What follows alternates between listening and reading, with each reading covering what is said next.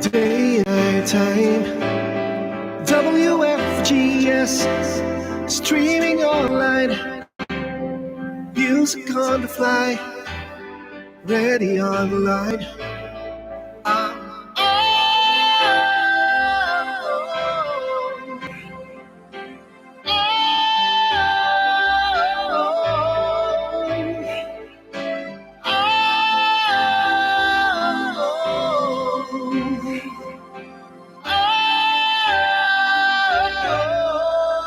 Listen to the top songs of great performance now streaming on W.FGS. Pakiayos natin mga kapitbahay ang ating mga orasan. Salman tayo ng dako ng daigdig nandoon sa mga sandaling ito. Areglado po tayo lahat riyan alas 2 ng hapon sa London. Areglado rin tayo riyan sa Kingdom of Saudi Arabia alas 5 ng hapon. Samantalang sa Hawaii, alas 4 ng madaling araw. Diyan sa atin sa Alaska, alas 6 ng umaga. Samantalang, diyan sa Pilipinas, ganap ng ikasampu ng gabi mga kapitbahay. Dito naman sa amin sa silangang bahagi ng Estados Unidos, ikasampu ng umaga. Good morning.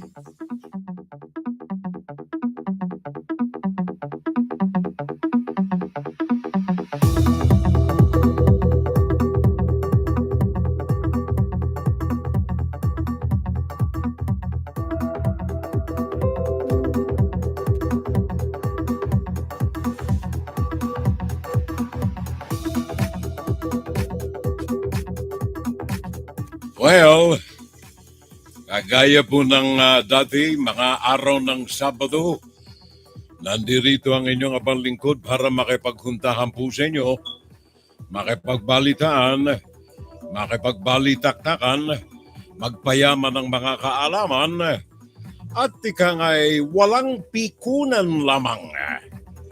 Usapang matino lamang. Fun Saturday Live, kapitbahay. Ito ang ating pang-Sabadong palatuntunan every weekend dito sa Estados Unidos para sa mga kadugo nating mga Pilipino sa mandako ng daigdig. Sila nandoon sa mga sandaling ito.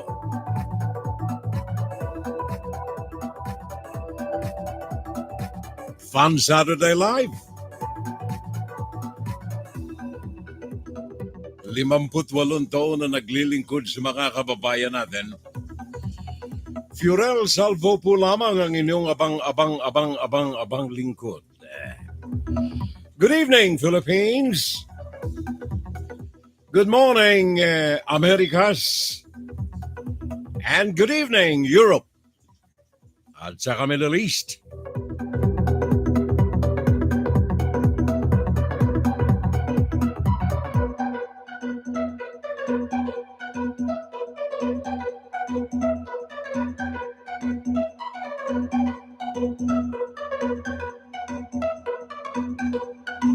Ang ating pag-uusapan ngayon sa ating paksa mga kapitbahay, ang may kaugnayan dito sa Mandarambong na SD cards. Mandarambong na SD card. Nandiyan na rin ang kasabihan ni dating presidente, nationalist Manuel Quezon. Sabi niya, I would rather have a government run like hell by Filipinos than a government run like heaven by any foreigner. Magandang pakinggan. And then pag-usapan natin ang ating bagong top-notcher na senador, kababayan ko, Robin Hood. Yan ang tunay niyang pangalan, by the way. Robin Hood Padilla. Sa ating fun Saturday Live, ngayong araw na ito ng Sabado, 4 ng Hunyo. Pakinggan si Furel Salvo tuwing Sabado dito sa FGS Web Radio para sa mga Pilipino. Nandiyan na ang ating mga kapitbahay. Good morning! Ang ating mga dating Shuke sa ating palatuntunan. Bait Venturina, sabi niya, good evening, Furel. Ben Talagit, sabi na, magandang gabi ng Sabado mga Manoy at saka mga Manay. God bless us always. Oops, God bless us always na lamang. And then si Leoncio Kaalim Alhambra. Bagong pangalan. Welcome sa ating community, my friend. Leoncio Kaalim Alhambra. Sabi niya, magandang gabi po, Sir Furel. Wala nang Sir, pare ko. Furel na lang. Ariglado na yan. And then si Evelyn Punzones. I'm watching, Furel. Gani Morales. Aba, dito pa lang ating kakasama rito dito sa Jersey City. Si Gani Morales. I'm watching. Yan ang mga barkada natin dito Juan, Saturday Live. Saturday Live. Paalala lamang dito sa mga nandirito sa Estados Unidos, mga kapitbahay, ito'y lagay ng ating panahon, bagaman dito sa amin, ay maganda ang kalagayan ng panahon, maliwanag ang araw. Ang sikat ng araw ay napakaganda. Magandang maglamyarda sa mga parke ngayong araw na ito ng Sabado. Subalit, sa ibang bahagi ng Amerikas, especially yung mga naandyan sa Mexico, sa gawing norte ng Latin American country ng Amerika, especially ang Florida, meron hong nababanaagan ngayong sama ng panahon. It's a tropical storm. Kaya magkakaroon ngayon ng malalakas na hagupit ng ulan, mga malalakas na pagbuhos ng ulan, ayon ito sa mga meteorologists natin na nagbabantay sa nabubuong sama ng panahon sa Caribbean. Ito ay maring unang-una na magkaroon na pangalan na bagong sama ng panahon o kaya storm, tropical storm dito sa Amerikas.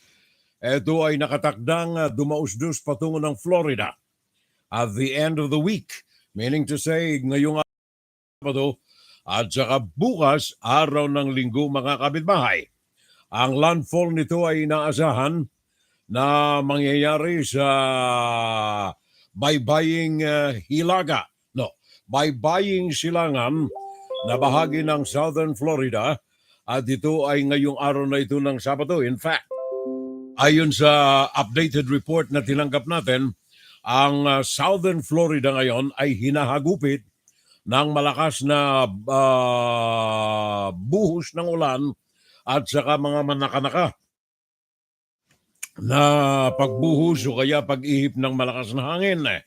Ito ay maaaring makaapekto ayon sa National Hurricane Center, NHC. Makakaapekto ito ng Southern Florida.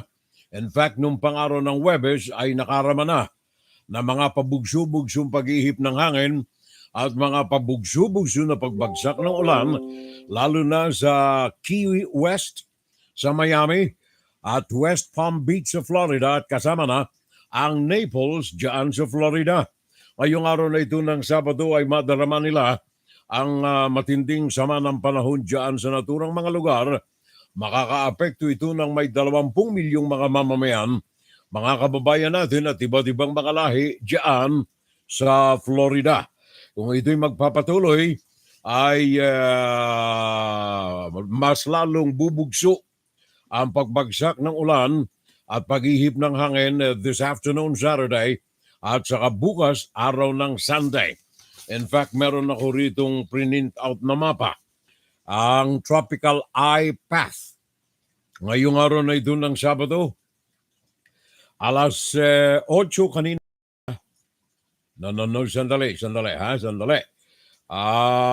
Alas 11 ngayong umaga, ito ay tatama riyan sa Florida. So may mga ilang minuto na lamang. Ang oras natin ay alas 6:09.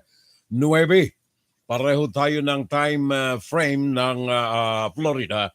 Kaya mamaya mga 50 minutes from now ay maaring manalanta ang naturang wala pang pangalan, by the way, na tropical storm na ngayon ay binabadya na abot dyan sa Florida. Aha. Let me see. Ito by June 4, alas 9:44 nang ito ay kunin natin kanina. There you are. Sinulat ni Alex Sasnowski. Alright. Yan ang ating lagay ng panahon dito. Diyan sa Pilipinas, mga kapitbahay, ipinauuna ko na lamang magkakaroon ng mga manakanakang mga pagkulimlim ng kalangitan sa iba't ibang bahagi ng bansa ngayon riyan. Walang masamang panahon na nakikita bagamat merong mga manakanaka na pagkulimlim ng kalangitan, may mga pabugso-bugsong pag-ihip ng hangin at ganoon din pagbagsak ng ulan sa iba't ibang bahagi ng ating bansa. Yan ang pinapaalala po lamang natin, mga kapitbahay, sa mga kaibigan natin na naandyan sa Pilipinas. Meron ding lindol na naganap sa Surigao del Sur kahapon araw ng Biyernes, magnitude 5.6. Dito ay nadama sa Surigao del Sur kahapon araw ng Biyernes ng umaga. Ayon ito sa Philippine Institute of Volcanology and Seismology. Tectonic ang pinanggalingan ng lindol na ito. Naganap alas 2:54 ng madaling araw ng Biyernes ng umaga. Ang pinakang sentro nito ay nasa layong 31 kilometro sa hilagang silangan ng Kagwait. Ito'y sa probinsya ng Surigao del Sur. Nadama ang intensity 4 sa Bayabas at saka San Agustin, Surigao del Sur. Intensity 3 sa Bislig, Surigao del Sur at Rosario at Agusan del Sur. Intensity 3 pa rin sa Tandag City, Surigao del Sur at Nabunturan, Davao de Oro. Samantalang intensity 1 sa Bislig City at saka Badbaran. At kasama na rito ang Misamis Oriental, Gingoog City, Malaybalay City, Bukidnon at Surigao City sa Abuyog, Leyte at Malungon sa Sarangani ayon sa PBOX. Yan ang mga kaganapan po sa mga kapaligiran natin may kaugnayan sa ating naturalesa ng daigdig. Paring Bon, magandang gabi ng Sabado mga Manoy at saka mga Manay. Sabi ni Paring Bon Talaget, God bless na lamang.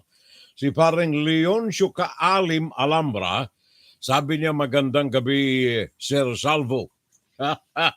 Masyadong formal lang kaibigan natin. Furel na lang pare ko ya. Evelyn Ponsones, nandiyan. Of course, si Gani Oro, Nixon Torres, maray na aga sa Gabos. Sabi ng kababayan natin Nixon Torres dito sa amin, sa New York ang kababayan natin na ito. From Queens, New York. Pare ko, alam mo may isang nurse na Pilipina, kahapon ng umaga, Friday, sumakay ng subway dyan sa New York. Ibabalita ko yan maya-maya ng konti ha. Ito magaling na nurse na Filipina ito binanatan niya yung isa. Yung, mamaya na yung detalye, binanatan niya yung isa tulog. Pilipina, nurse. Pare ko Nixon Torres ng Queens. At saka kasama niya si Mary Jane Molina Torres, ang kanyang napakagandang may bahay. Magandang may bahay. Ng pare kong si Nixon ng Torres. Hi Mary Jane. How are you? Mary Jane Molina Torres. And then si Feliz Kiopazena, na dyan nakaantabay din sa atin ngayon. Sabi niya maray na aga po dyan sa US. Maray na banggi po sa mga nahayao dyan sa Pilipinas. I'm here in San Mateo, Rizal. Lapid fire na lang po. At itong programa ninyo ang pinanonood ko after ng elections. Sabi ito ni Feliz Kiopa Sena. Thank you, Feliz. Maraming salamat. Mamaya, pag-uusapan natin yan, yung mga mandarambong nating mga CD. Ang paboritong Salawi Kaina ni Manuel Quezon. Anong sabi niya? I would rather have a government run like hell by Filipinos than a government run like heaven by any foreigner. Maganda. Sa isang nasyonalista, maayos yun eh. Sa akin, okay yan eh. Kaya lamang, alisin natin ang Mandarambong na city. O SD pala. Mandarambong na SD. Para maging makatutuhanan ang winika ni Manuel Quezon. Ang usapan natin yan mamaya. Mga kapitbahay, paring Nante. Nante Tudio, good morning, Fiorel. At sa lahat ng mga nanonood ng ating Fun Saturday Live, happy weekend, everyone. I'm in Calgary. Oh, sandali, nawala eh. Oh, I'm watching here in Calgary, California. There you are. California pala. Kala ko Calgary eh. Paring Nante Tudio, thank you very much, pare ko. Maraming salamat. Ben Talagit. Advance happy birthday sa mga anak ko. Si Bonbon Talagits at saka si Nicolo Von. Ba? Para kang German pare ko Paring Bon Talagit. Yung kanyang anak na isa ay si Bonbon Talagit. Yung isa naman ay si Nicolo Von. June 6 at saka June 9 ang birthday nitong mga anak ng ating pare, Bon Talaget, Rudy Dalangen. Thank you, sir. At saka Junior Dal. Thank you, sir. Maraming salamat. At saka si Daenerys Targaryen. Okay ba ito? Baka fake, hindi naman siguro tongue twister lang ang pangalan niya eh.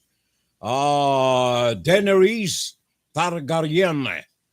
Sabi niya, thank you pare koy. At saka si Rosita DC nandiyan. Hello po na lamang Fiorel. Si paring Romeo Abruhina, Floria.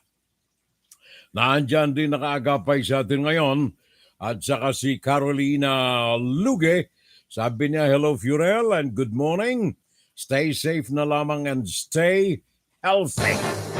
Pakinggan si Fiorel Salvo tuwing Sabado dito sa FGS Web Radio para sa mga Pilipino.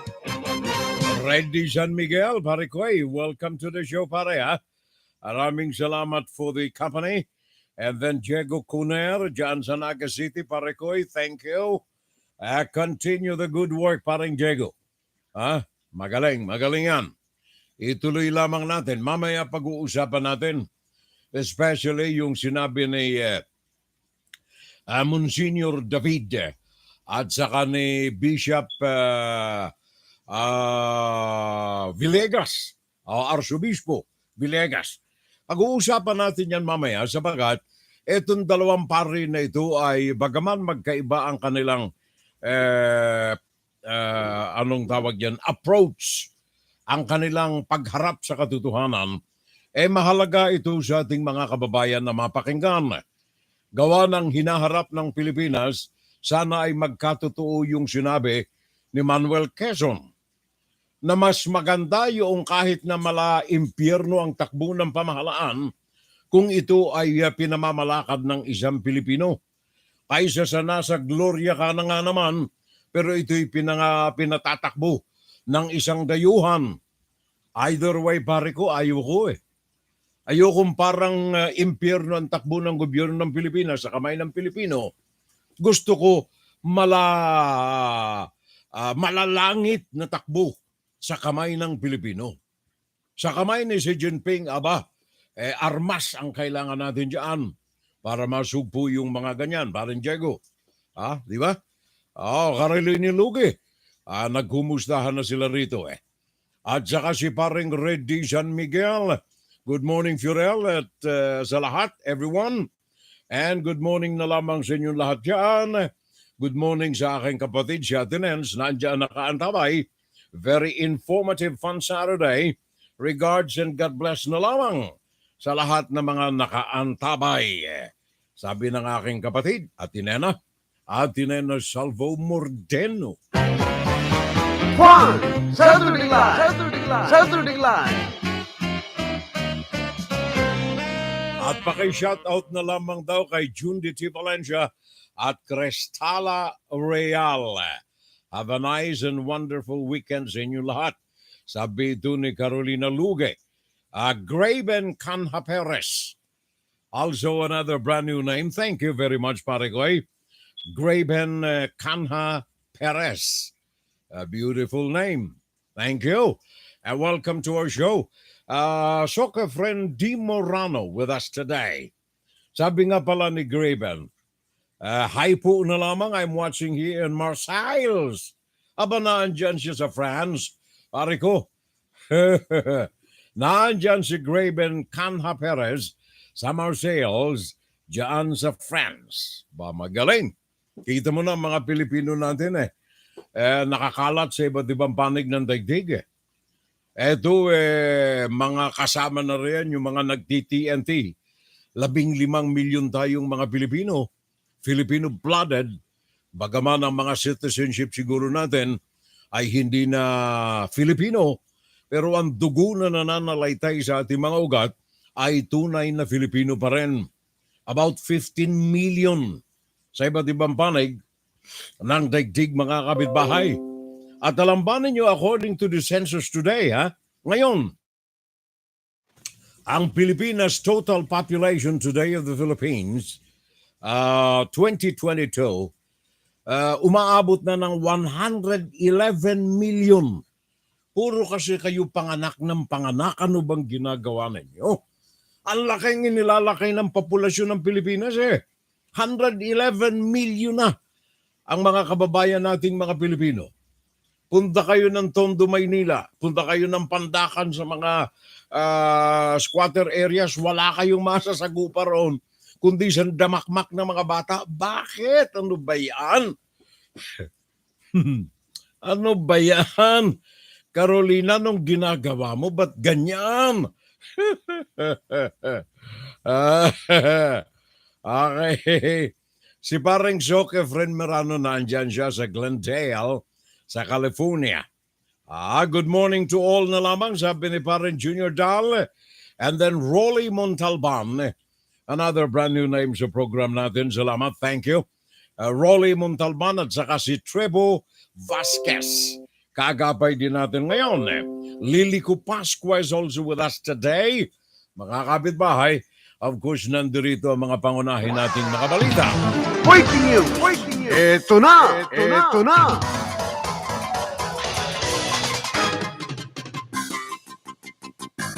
Nabanggit ko kanina itong si Xi Jinping kapitbahay, Alam mo itong si Xi Jinping, hindi lamang ito halang ang kaluluwa. Ito walang puknat sa kanyang mga pananakop sa iba't ibang mga bansa. Ang kanyang mga target sa kanyang mga pananakop, mga kababayan, ay mga bansang korapto ang pamahalaan. Corrupt government. Bakit? Sabagat kaakibat ng mga pagpapalaganap ng komunistang China ng kanilang ekonomiya ang pagsusuhol o kaya paglalagay sa mga opisyal na mga gobyerno na kanilang mga targets. Ang isa riyan ay ang Pilipinas.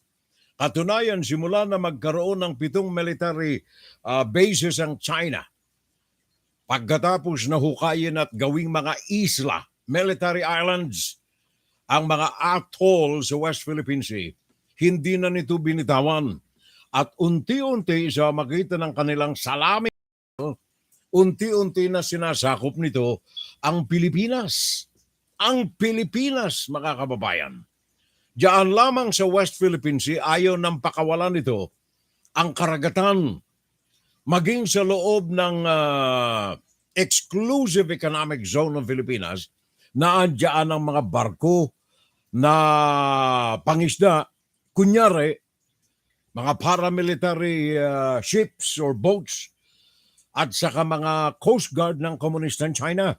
And then the other day na naman, nagpairal ang Komunistang China ng kanilang tinatawag na fishing ban. Pagbabawal mangisda sa kanilang kiniklaim na teritoryo kasama na ang karagatan diyan sa Pilipinas. Pinagbabawal mangisda. Pero wag kayo mga kababayan, sa kabila ng kanilang pagbabawal mangisda, sa mga mangingisdang mga Pilipino, daan-daang mga bangkang pangisda ng China, naglipa na riyan. Kaya ang ginawa ng Pilipinas, naglunsad na naman ng protesta. Protesta na naman. Wala itong magagawa kapitbahay sapagat si President Digong at ngayon si Bongbong Marcos nangangako, I swear allegiance to the Communist Party of China to follow and deal with the Chinese government as far as the issues of West Philippine Seas are concerned. Pangako ni Bongbong Marcos. Kaya baliwala ano man ang mga petition ng Philippine government laban dito sa fishing ban ng komunistang China, baliwala kapitbahay. Baliwala. Pakinggan ninyo ito.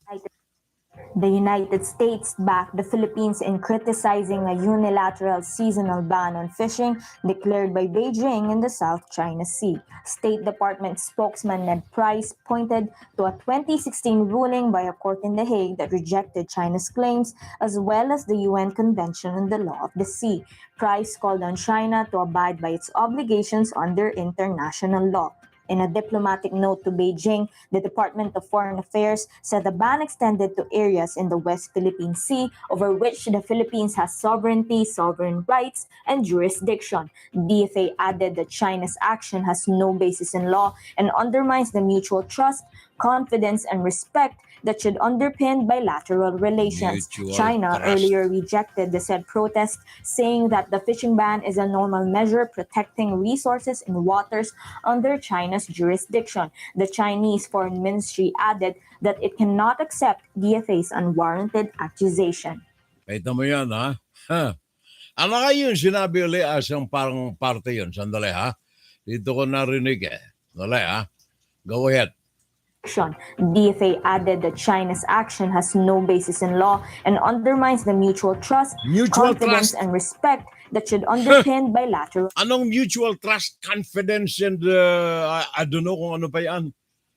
Iisa lang ang trust na nagaganap riyan Pagtitiwala ng Pilipinas, pero ang China wala. Ang tingin sa mga Pilipino, baboy. Gamitin ng China para tambakan ng kanilang class na mga produkto na tinatangkilik naman ng Pilipinas. Mutual trust? Anong mutual trust? Kita na ninyo anong sabi ng China? Ano ang sabi ng China? We call upon the Philippines to respect. Yung Pilipinas na ngayon ang tinatawagan. We hope the Philippine side can view it an objective and correct perspective.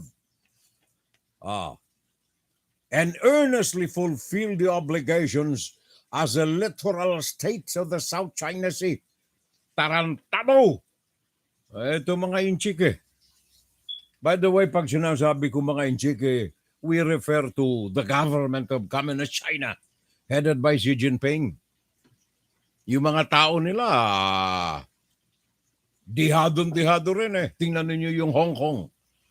Magpapairal ngayon ng military condition sa Hong Kong, gawa ng anibersaryo ng Hong Kong. Yaan ang komunistang China, mga kapitbahay. Kaya yan ang sinasabi ko Yung habang ang nandiyaang presidente ng Pilipinas ay tumatanggap, merong kasunduan, mali pa rin, merong pagrespeto sa China sa kabila ng hindi equal na respetong ipinagkakalob sa Pilipinas. Habang ang presidente riyan, Rodrigo Duterte, pagkatapos ngayon, kung matutuloy ito, Ferdinand Bongbong Marcos nangako ang dalawa na ito na walang pagbabago ang attitude ng Pilipinas towards China at ang pagiging panikluhod ng Pilipinas kay Xi Jinping. Walang pagbabago. So wag na nating asahan na magkakaroon ng pagbabago ang trato ng China in spite of the fact na ang Amerika nangako na ipaiiral ng Amerika ang desisyon ng International Criminal Court. Kaya lamang ano ang magagawa ng Amerika kung ang Pilipinas ay nagsasabing hindi namin kayo kailangan. Benito Echeverria, pare ko. Benito Echeverria pala. Echeverria. There you are. Liliko Pascua, nandyan. Ang kaibigan ko, June de T. Valencia.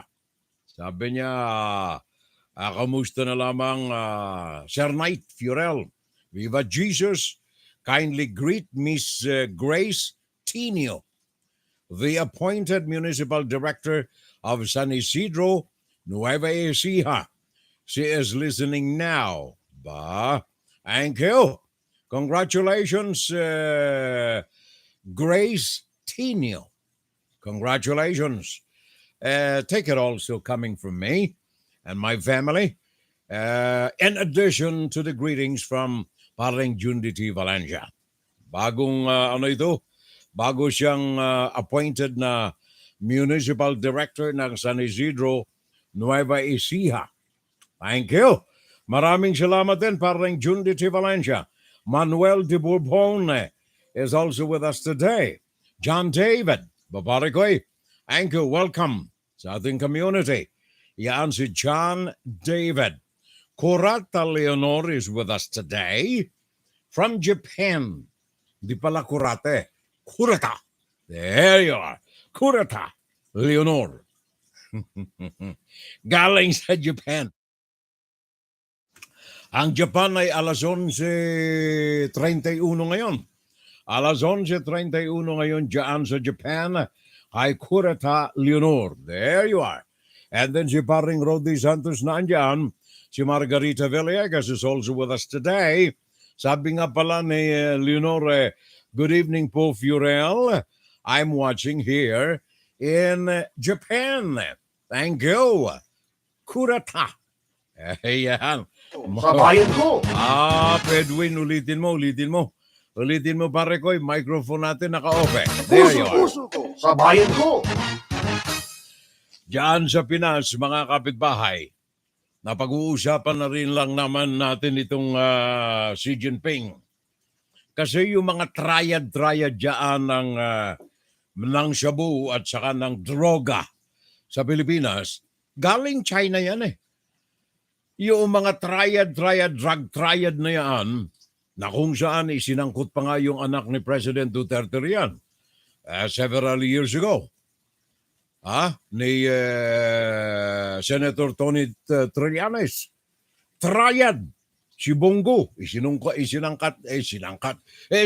din riyan.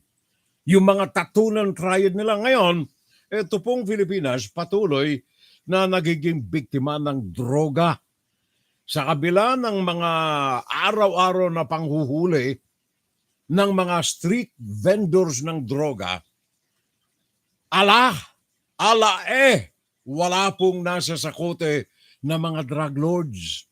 Yun ang inaantay natin. Ngayon nabalitaan na naman natin, 3 pinaghihinalaan na mga nagbibenta ng crystal meth. Kaya ng shabu, nagkakahalaga ng 1 million.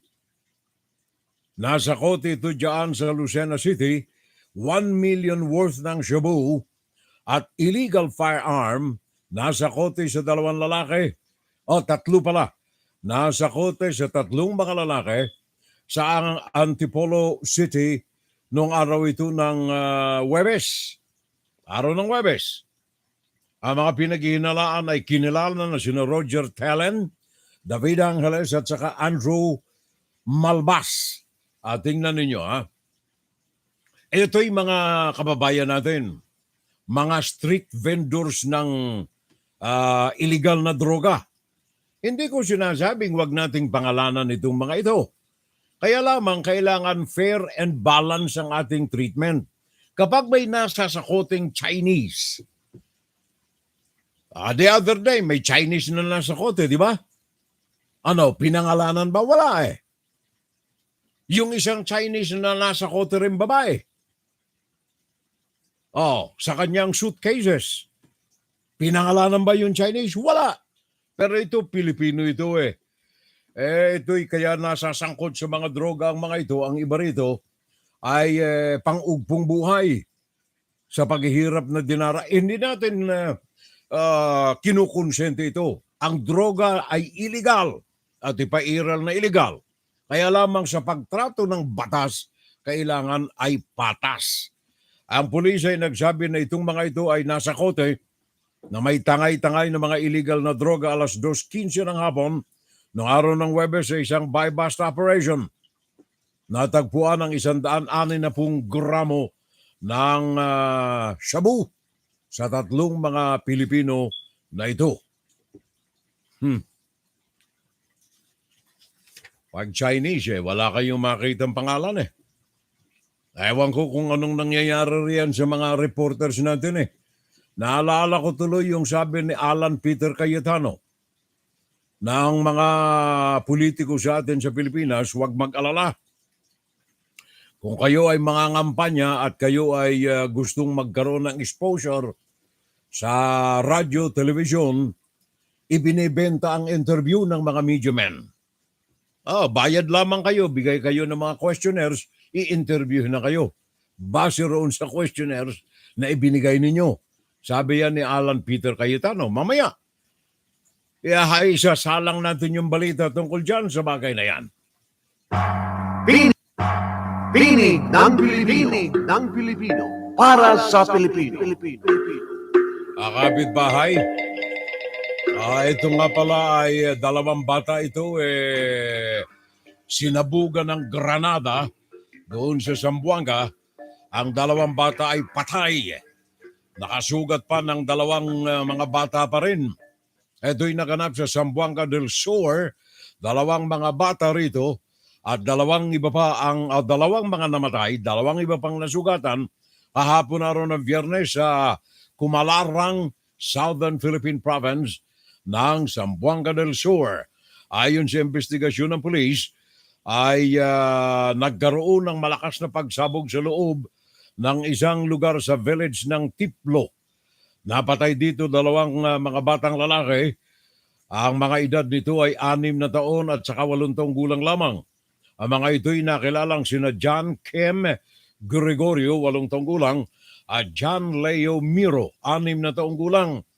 Ang 2 ay namatay kaagad-agad dahilan sa pagsabog ng granada. 2 bata pa, isang babae, isang lalaki, 8 taong gulang at 13 anyos yung isa, ang malubhang nasugatan. Alas 12:40 ng tanghali kahapon, doon sa Kumalarang Municipal Police, Kumalarang Municipality, ayon sa police, nakakuha itong mga bata na ito ng isang kalawangin na granada pinaglaruan.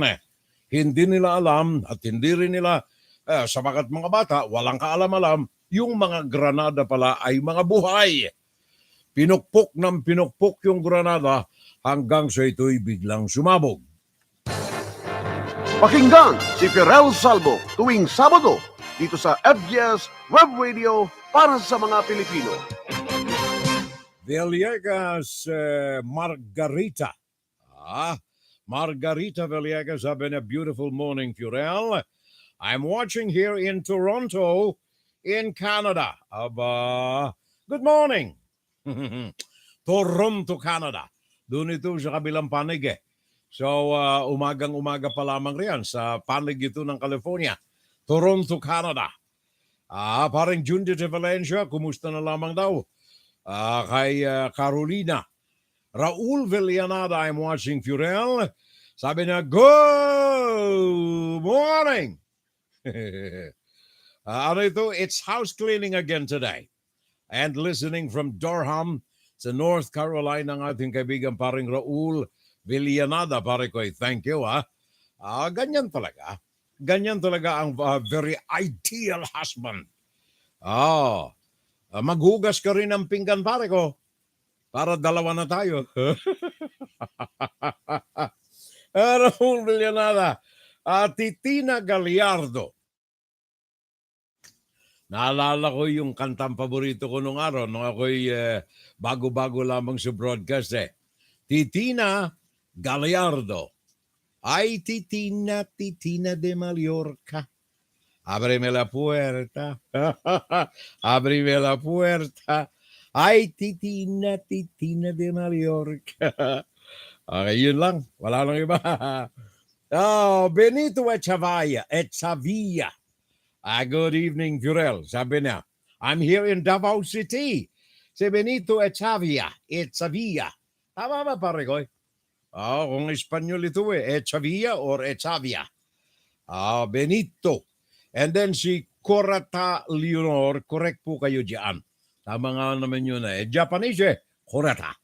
Corata Leonor. Messi Diosanta. Diosanta pala. Messi Diosanta. Nanonood din sa atin ngayon. Bagong pangalan ito. Tiga saan ka, Messi? Ito ba'y babae, lalaki? Anong lugar ang pinanggalingan ni Pareko o Mariko? Messi Diosanta. Villegas Margarita, I'm watching. Benito Echevarria. Davao City siya ngayon. And Ben, sino pa ba? Baka may makakaligtaan pa tayo rito sa tali, beautiful morning from Toronto. Margarita Villegas. Sabi niya, I'm watching here. And then Teresa Villena. Ano ito? Shiraishi? Tama ba? Teresa Villela. Teresa Villela Shiraishi. Tama ba? Shiraishi? There you are. Bagong pangalan din. Thank you very much. Maraming salamat, Teresa. And then ang ating kaibigan dyan sa Las Vegas, Nevada, si Dr. at saka si Luz of Pin May Caballo. I'm watching Furel, sabi ni Luz. Thank you and regards kay Dr. na lamang, Dr. May Caballo. Kumaring Luz, thank you. And then Rosalia Cleofe, another brand new name. Thank you so much. Maraming salamat. Good morning, Furel, sabi ni Luz. And then Carolina Luge, Xiao Raul Vellanada. Ano ito? Romeo Ponciano, another brand new name. Thank you very much, Teodora Alcairo, naandyan din. At saka si Teresa Villela Shiraishi. Thank you po. Okay. Thank you po. Sabi niya. Alam mo itong mga overseas workers natin Saludo ko sa inyo Natatanda ninyo kapitbahay, kanina sinabi ko, dito sa amin sa Amerika, sa New York, ito'y naganap kahapon araw ng Biyernes ng umaga. Ito ay padala ni Consul General Cato. Consul General Cato. Yun ang aming Consul General dito sa Philippine Consulate's Office sa New York. Nag-text siya, hindi nag-text, nag-Twitter siya kanina. In fact, kagabi, ano ngayon, Sabado, kagabi, nag-Twitter itong ating Consul General, si Elmer Cato. By the way, si Elmer, isa rin itong journalist. Ito publisher ito ng isang newspaper dyan sa Angeles City, sa Pampanga, The Angeles Sun. Ngayon, Consul General namin dito sa New York, kagabi ay nag-Twitter ito at kanyang ibinalita na isang Filipina nurse, health worker, dyan sa New York, sumakay siya ng subway. Sa kanyang habang tumatakbo yung subway train, may katabi itong isang, hindi na binanggit ni Consul kung anong race. Racist na lamang ang kanyang tawag. May isang babae na racist tumabi sa kanya dito sa Filipina nurse na ito. Yung racist na katabi ng nurse, nakursunadahan yung ating kababayang Pilipina. Yung racist, dinuraan yung daliri niya, yung sarili niyang daliri, sarili niyang palad, dinuraan ng racist. Pagkatapos, isinalampak sa mukha noong Pilipina. Sinalampak ng kanyang palad na may dura noong racist na yon. Malas lang noong races sapagat ang kanyang nakursunadahan ay pamilya ng mga boksingero diyan sa Pampanga. Pamilya ng mga boksingero diyan sa Pilipinas. Nag-aral ng martial arts yung nurse na yon. Nag-aral ng self-defense. Pagkatapos na siya'y sinalampak noong racist ng may dura na palad, Pilipina yon. Kahit na mayume, lumalaban. Biglang inupakan ngayon yung racist. Plastado sa sahig ng subway train. Plastado. Kaya, sabi ko nga kay Mrs. kanina, abang binabalita ako sa kanya, sabi ko yung mga apo ko riyan, pag-aralin natin ang tutuhanan na. Yung dalawa, black belt, tatlo sila, di ba? Para mga black belt, yung mga bata. Sabi ko, pag-aralin.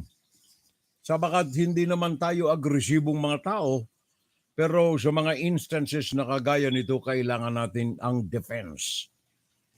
Kaya thank you kay Philippine Consul General ng New York, El Malcato. Sabi niya, a woman picked on the wrong Asian on the North train or N train this morning, June 3. She spat on her hand and wiped her saliva on a young Filipina hospital worker seated next to her. She then saw stars after. Inupa ka na Salampakin ka ba naman ng ganyan? Pilipina, kaya tayo riyan kahit tayo ubod ng gaganda. Ang mga Pilipina magaganda Mayuyumi, mga karinyosa pa. Pero kailangan natin ng matutunang self-defense. Kailangan natin yan, maring Titina Gallardo. Kailangan natin yan Ano ito? Gihantakan nakadaay ni Sir Furel. Ano, Karoli, anong ibig sabihin ito? Gikantahan na kaday ni Sir Furel. Kinantahan ko na siya. Si Titina Gallardo, Titina de Mallorca. Sabi ni Carolina Lugi, kita mo, gikantahan ka na. Gikantahan ka na, day, ni Sir Furel. Tama ba yung tono ko riyan? Kita mo na, Titina, gikantahan ka na, day, ni Furel. Raul Villanada. Okay. Nagkumustahan na yung mga kaibigan natin dito Nagkumustahan na sila. Habang nagkukumustahan sila, magbalitaan naman tayo. Ito'y may kaugnayan dito naman sa utang. Utang na naman ng Pilipinas, kapitbahay. Walang humpay si Kaduts ng pangungutang sa mga siya'y magtatapos na ng kanyang pwesto at siya ay kumpante na hindi siya uupo ng wheelchair. Sabagat yung ginawa nilang maniobra sa mga SD card ay nanagumpay. Kaya si President Digong tuloy sa kanyang pangungutang. The national government, ang kanilang pangungutang, debt, ay patuloy na tumataas month to month, sabi rito sa balita. Ngayon ay tumaas na naman ng 0.7%. O kaya 83.4 billion pesos ang karagdagan na namang utang ng Pilipinas. Umabot na sa kasalukuyan ang utang ng Pilipinas ng 12.76 trillion. Ito'y sa katapusan lamang ng buwan ng Abril. Hindi pa kasama rito ang karagdagan na utang ngayong buwan ng Mayo. Abril pa lamang yan. 12.76 trillion. Walang humpay ng kauutang itong outgoing president natin.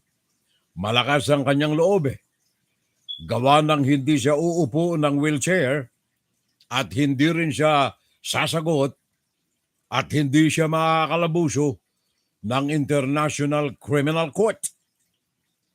The national debt stock increased yet again month on month, this time by 0.7% or by 83.4 billion pesos, bringing the total to 12.76 trillion pesos at the end of April, from 12.68 trillion pesos at end March.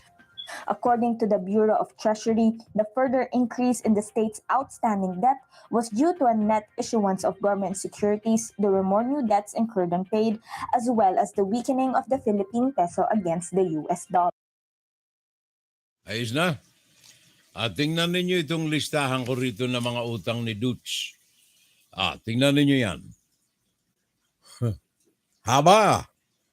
2 pahina yan, pero yan na lang muna pakita ko sa inyo. From 2020 lamang itong listahan ko. Hindi pa kasama riyan yung simula ng 2016. 2016, 2017, 2018, 2019, wala pa. Ito'y sa loob lamang ng 2 taon from 2020 hanggang sa kasalukuyan. In fact, ang isang report na tinanggap natin, itong report na ito, parang mababa I don't know kung saan kinuha ito ng ating correspondent dito. It's 20, anong sabi niya? 12.76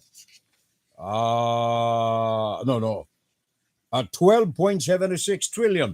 Samantalang yung latest record na nakuha ko is 31.1 trillion. Ito yung listahan, tingnan ninyo. Ang mga ang mga inuutangan nito para daw sa emergency fund, pagkatapos another emergency fund, pagkatapos unspecified purpose, Asian Development Bank 1.5 billion, and then 23.5 billion Japan loan, pagkatapos World Bank 1 billion, another 1.9 billion World Bank. Grabe. 540 billion Bangko Sentral ng Pilipinas loan. And then, mga billion lang itong binabasa ko 24 billion Japan loan March 30, 2021. And then, 12.3 billion Japan loan again. Ngayon lamang itong Abril 2022. Grabe. Pagkatapos yung mga proyektong sinimulan ni Pinoy, kiniklaim nilang kanila. Hindi tayo rito bias, kapitbahay, yung mga data lamang dito ang ating tinitingnan. Like for example, itong Agus Hydroelectric Plant. Ito'y Pinoy. Yung 358 meters na Umiray Bridge sa Aurora, Quezon.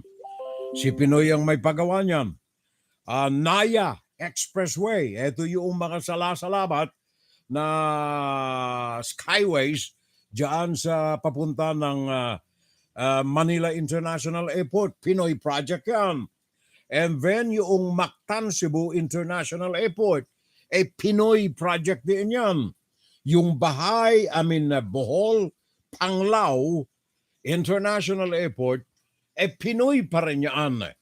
Ang mga ito'y pinasinayaan lamang ito ngayong panahon ni Mr. Duterte.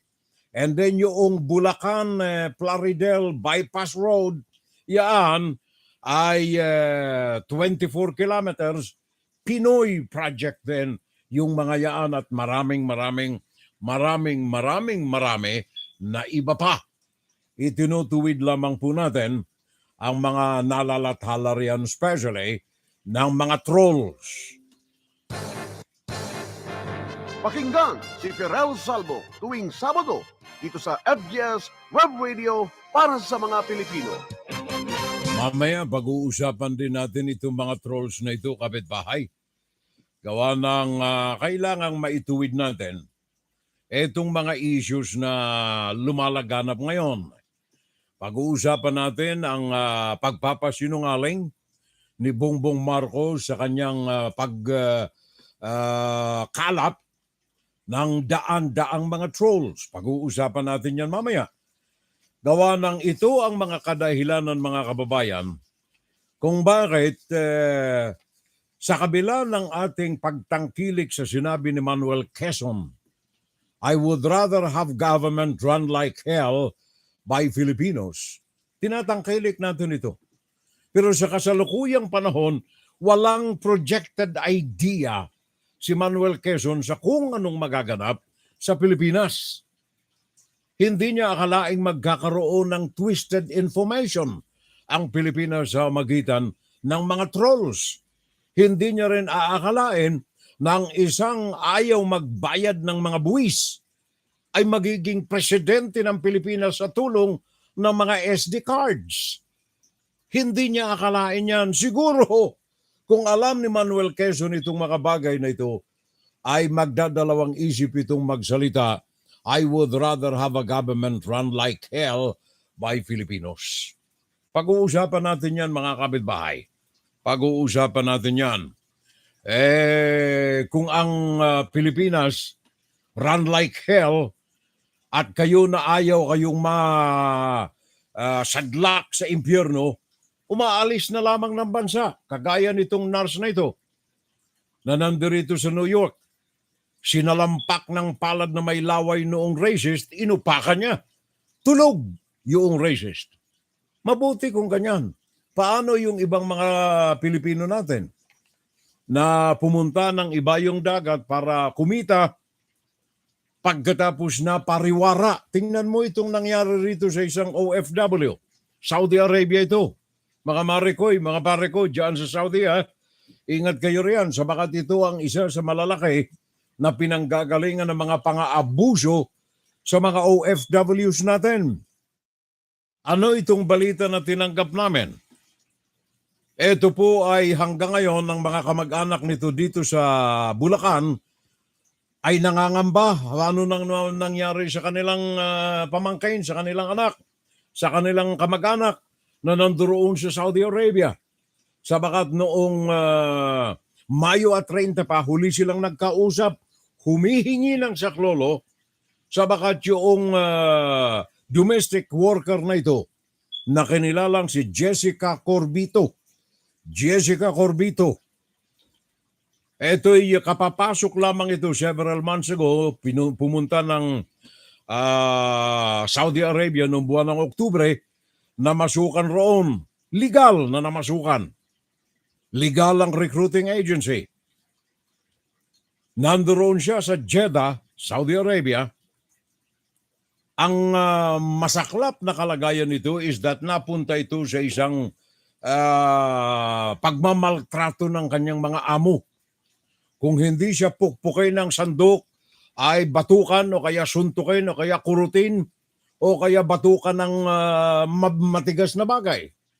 Kaya nung isang araw, noong several days ago, ay madalas na ito'y humihingi ng saklolo na siya'y paalisin na sabagat hindi niya na makayanan, hindi na makayanan ni Jessica Corbito ang pananakit sa kanya. May mga instances pa na yung anak na lalaki ng kanyang amo ay ginagawan siya ng kalaswaan hanggang sa mga sexual na mga advances sa kanya. Ang babae nito, Jessica Corbito, kaya sabi niya sa kanyang nanay, sa huling tawag nito nung Mayo at 30, pag hindi niya makayanan, magpapakamatay siya. And that was the last. Huling sumbong ni Corbito sa kanyang nanay. Simula pa nung buwan ng Oktubre, nung nakaraang taon nang siya'y tumulak patungo sa Jeddah Kingdom of Saudi Arabia. Ngayon, ito pong ating sangay ng OFW, ng POEA, ang ating Department of Labor, ay gumagawa na ng kaukulang hakbang. Kaya lamang hindi alam ng Overseas Workers Welfare Administration kung saan hahanapin etong si Jessica Corbito. Si Labor Secretary Silvestre Bello III ay personal na nagpaabot na ng kanyang pakikipagtalastasan sa mga kamag-anakan nitong si Corbito at pinangako ng Department of Labor na gagawa sila ng mga kaukulang hakbang upang makuha sa kanyang mga amo ang naturang katulong sa bahay. Tandaan mo yan. Pakinggan si Fiorel Salvo tuwing Sabado dito sa FGS Web Radio para sa mga Pilipino. Buti na lamang itong ilang mga lugar dito, laging safe ang mga kababayan nating mga Pilipino. Like Japan o kaya Israel, wala tayong nababalitaan rito. Pero itong Saudi Arabia, ngayon ay nangangalap na naman ng mga manggagawa. Ayon ito sa report na tinanggap natin dito, daan-daan na mga bakanting mga pwesto ang nag-aantay sa mga Pilipino. Dito sa Japan, Saudi Arabia, Israel, sa iba't ibang uri ng mga hanap buhay na pwedeng pasukan ng mga Pilipino. Ito ay government-to-government contract. Kaya maganda. Kaya maging sa Saudi Arabia, pwede na siguro kayo gawa ng ito ay may assurances galing sa pamahalaang Pilipino. Ito ay hindi galing sa mga pribadong mga recruiting agencies. Pakinggan natin itong report na ito ng GMA. Nang sa ganun ay mas maliwanagan natin ano itong mga hanap buhay na nag-aantay sa inyo sa Saudi Arabia, Israel. Ito ay government-to-government contract. Sa mga naghahanap dyan ng trabaho abroad, may mga job opening po sa Israel, Japan at Saudi Arabia. Sa Israel, mahigit 2,000 Pilipinong home-based caregivers ang kailangan. Ang sahod maaaring umabot sa mahigit 77,000 pesos kada buwan. There's a lot of appreciation for the Filipino workers in Israel. Hardworking, very loyal. And as you know, caregivers, it's a very sensitive area. You're taking care of people. Bukod sa Israel, kailangan din ngayon ng Japan ng 300 Pinoy caregivers at 50 Pinoy nurses. Pwede po mag-apply bilang caregiver ang graduate ng kahit anong 4-year course sa college, basta merong TESDA National Certificate. Lahat na mag-apply kailangan dumaan sa 6 na buwang training sa Japanese language proficiency. Mahigit 800 Pinoy nurses at 50 registered midwives naman ang kailangan sa Saudi Arabia. Lahat po ng mga job opening na ito ay government-to-government track. Ibig sabihin, walang placement fee at tanging sa Department of Migrant Workers o DMW lang mag-a-apply. Directly, they can go to our employment branch para mag-submit po sila ng kanilang mga application. Pero ang unang-unang process po is online application. And then the rest of the procedure will follow. So online ha? Online, wag ho kayong pupunta at tatambak sa opisina ng Department of Labor o kaya ng POEA. Online ang inyong paghingi ng appointment. Ito'y government-to-government job opportunity sa Japan, sa Israel at saka sa Saudi Arabia. Bonifacio Año Nuevo, pare ko'y, sabi niya, hi Fiorel, just pip in, I'm at work today. Bonnie, maraming salamat pare ko'y. Afternoon duty kasi ako, sabi niya, cannot attend, best regards na lamang to everybody. Sabi ni paring Bonifacio Año Nuevo. I'm watching though. Thank you, Sir Bonnie. Thank you. Maraming salamat. And then si Bon Talaget. Mas kapani-paniwala ang salita ng isang bayani na di ako natatakot sa mga dayuhan na nananakop ng mahal kong bansa. Bagkus ay kinatatakutan ko ang kamangmangan. Tama ka pare ko'y. Magaling. Bagkus ang kinatatakutan ko ay ang kamangmangan ng mga kababayan ko na natupad na sa panahon ngayon. Sabi ni paring Bon Talaget. Tama ka pare ko'y. Maganda ito ha. Sabi niya, di ako natatakot sa mga dayuhan na nananakop ng mahal kong bansa. Bagkus ako'y ang kinatatakutan ko ang kamangmangan ng mga kababayan ko. Well said, pare ko. Thank you. Paring Bon Talagit. Paikutin natin ang ating usapan dyan mamaya-maya ng konti lamang kapitbahay. Rick Bacolong, thank you. At saka welcome sa ating Fun Saturday Live. Antonio Ahero, also welcome sa ating FSL. Sabi niya, good day, Fiorel. I'm watching here in Legazpi City. Sa Albay, regards na lamang at ingat po, sabi ni Antonio Ahero. Ako'y napadpadyaan sa Legazpi, yung kapatid ko kasi dyan nakatira. Ako'y napadpad riyan sa DZRZ nung araw eh. Nagbakasyon ako sa DCGE sa Naga. May branch kami sa Legazpi. Sabi ko, makapagtrabaho nga rito. DCRC. Adelaide si Polopot Waters. Also with us today, Aids, thank you. Maraming salamat. Masyado ng lubog sa utang ang Pilipinas, bagsak pa ang kabuhayan, baka maremata na tayo ng China. Sabi ni Raul Villanada. Hindi malayo kapag ang mga nauupong presidente ng Pilipinas ay maka-China. De Vera Mondala Leo de Lope, pare ko, welcome back. Matagal na panahong nawala ang aking kaibigan. De Vera Mondala Leo de Lope. Thank you. Sabi niya, I'm watching Furel. Okay. And then, Rudy Santos, pare ko, thank you. Maraming salamat.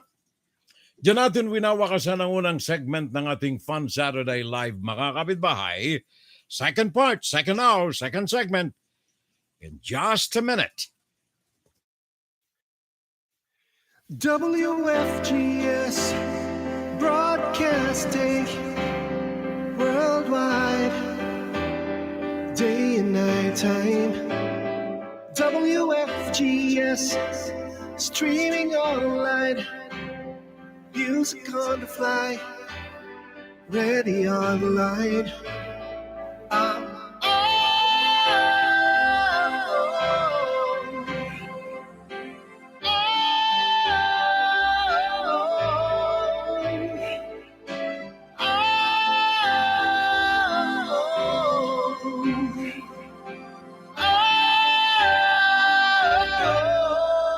Listen to the top songs of great performers now streaming on w.fgs. Thank you very much. Ang oras natin, mga kapitbahay. Saan mang dako ng daigdig tayo, 6 na minuto makalipas. Ang alas 3 ng hapon sa London. Alas 6 ng gabi. Oras naman dyan sa Kingdom of Saudi Arabia. Samantalang alas 11:06 ng gabi, Philippine Standard Time, alas 12:06 ng hating gabi, dyan sa Tokyo, Japan. Samantalang madaling araw na, alas 5:06 ng umaga, dyan sa Hawaii. Dito naman sa atin, sa silangang bahagi ng Estados Unidos, ay ganap ng alas 11:06 ng umaga. Inside, guro-guro, opinion, and Saturday Live. Thank you very much, mga kapitbahay. Ang ating pamagat sa palatuntunan natin ngayong araw na ito, ang mandarambong na mga SD cards, si Manuel L. Quezon at saka si Senator Robin Padilla. Kawawang Bayan ko. Ang usapan natin, mga kapitbahay, bakit ganyan ang ating titulo sa ating Fun Saturday Live Insight ngayong araw na ito, Hunyo 4. Gawa ng unang-una, tingnan natin itong mga nagaganap sa kapaligiran natin. Katatapos lamang ng eleksyon noong Mayo 9, ngayon ay mag-iisang buwan na, Mayo 9, presidential elections in the Philippines. Natapos ang eleksyon in 1 hour time. This is a historical event in the country's political history. Hindi lamang sa bansa, sa daigdig. In less than 1 hour, nakabilang ang very efficient na Commission on Elections at ng Smartmatic. Nakabilang kaagad sila ng mahigit sa 20 milyon na boto in less than 1 hour after closing. Oh, record-breaking yan. Pagkatapos, maganda pa, another record-breaking. All throughout the counting na inilalabas ng Smartmatic, all throughout the counting from the first entry to the last entry in the wee hour of the next day, yung porsyentahe ng distance ng boto between the president and the vice president almost equal, even from the start to the last counting. Another breakthrough, another anong tawag niyan, surprising result from the elections. Sa madaling sabi, ito would cause commotion. Bakit nagkaganon? Ngayon lang nangyari ito eh. And another thing, first time in the history of elections everywhere na ang presidente nakakuha ng mas pinakang malaking boto kaysa sa top-notcher na senatorial candidate. Marami pang mga kadahilanan, diyan lamang na tatlong yan ang pag-uusapan natin, kababayan. Yung evenly distributed percentage of votes between the president and the vice president, yung immediate result in less than 1 hour, at saka ito ngang malaking boto na kinuha ng presidente above and on top of the top-notch senator. Hindi pa nangyari ang mga bagay na yan sa kasaysayan ng eleksyon saan man dako ng daigdig. Ang problema nito, mga kapitbahay, ano ang maaring gawin natin? Ang kalaban natin dito ay computer. Ang kalaban natin dito, sabi ng iba, intelligent mind. Mamanta kayo mo yan, pare ko. Intelligent mind. Sabi ng iba ito, dyan sa atin, sa Pinas, yun daw ang kalaban eh.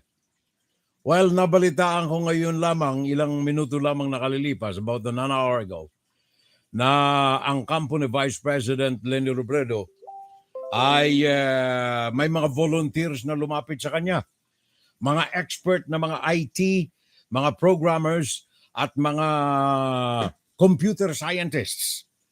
Lumapit sa tanggapan ni Leni Robredo at nag-aalay ng tulong para mabigyan ng kalutasan itong mga misteryo na itong naganap sa nakalipas na halalan.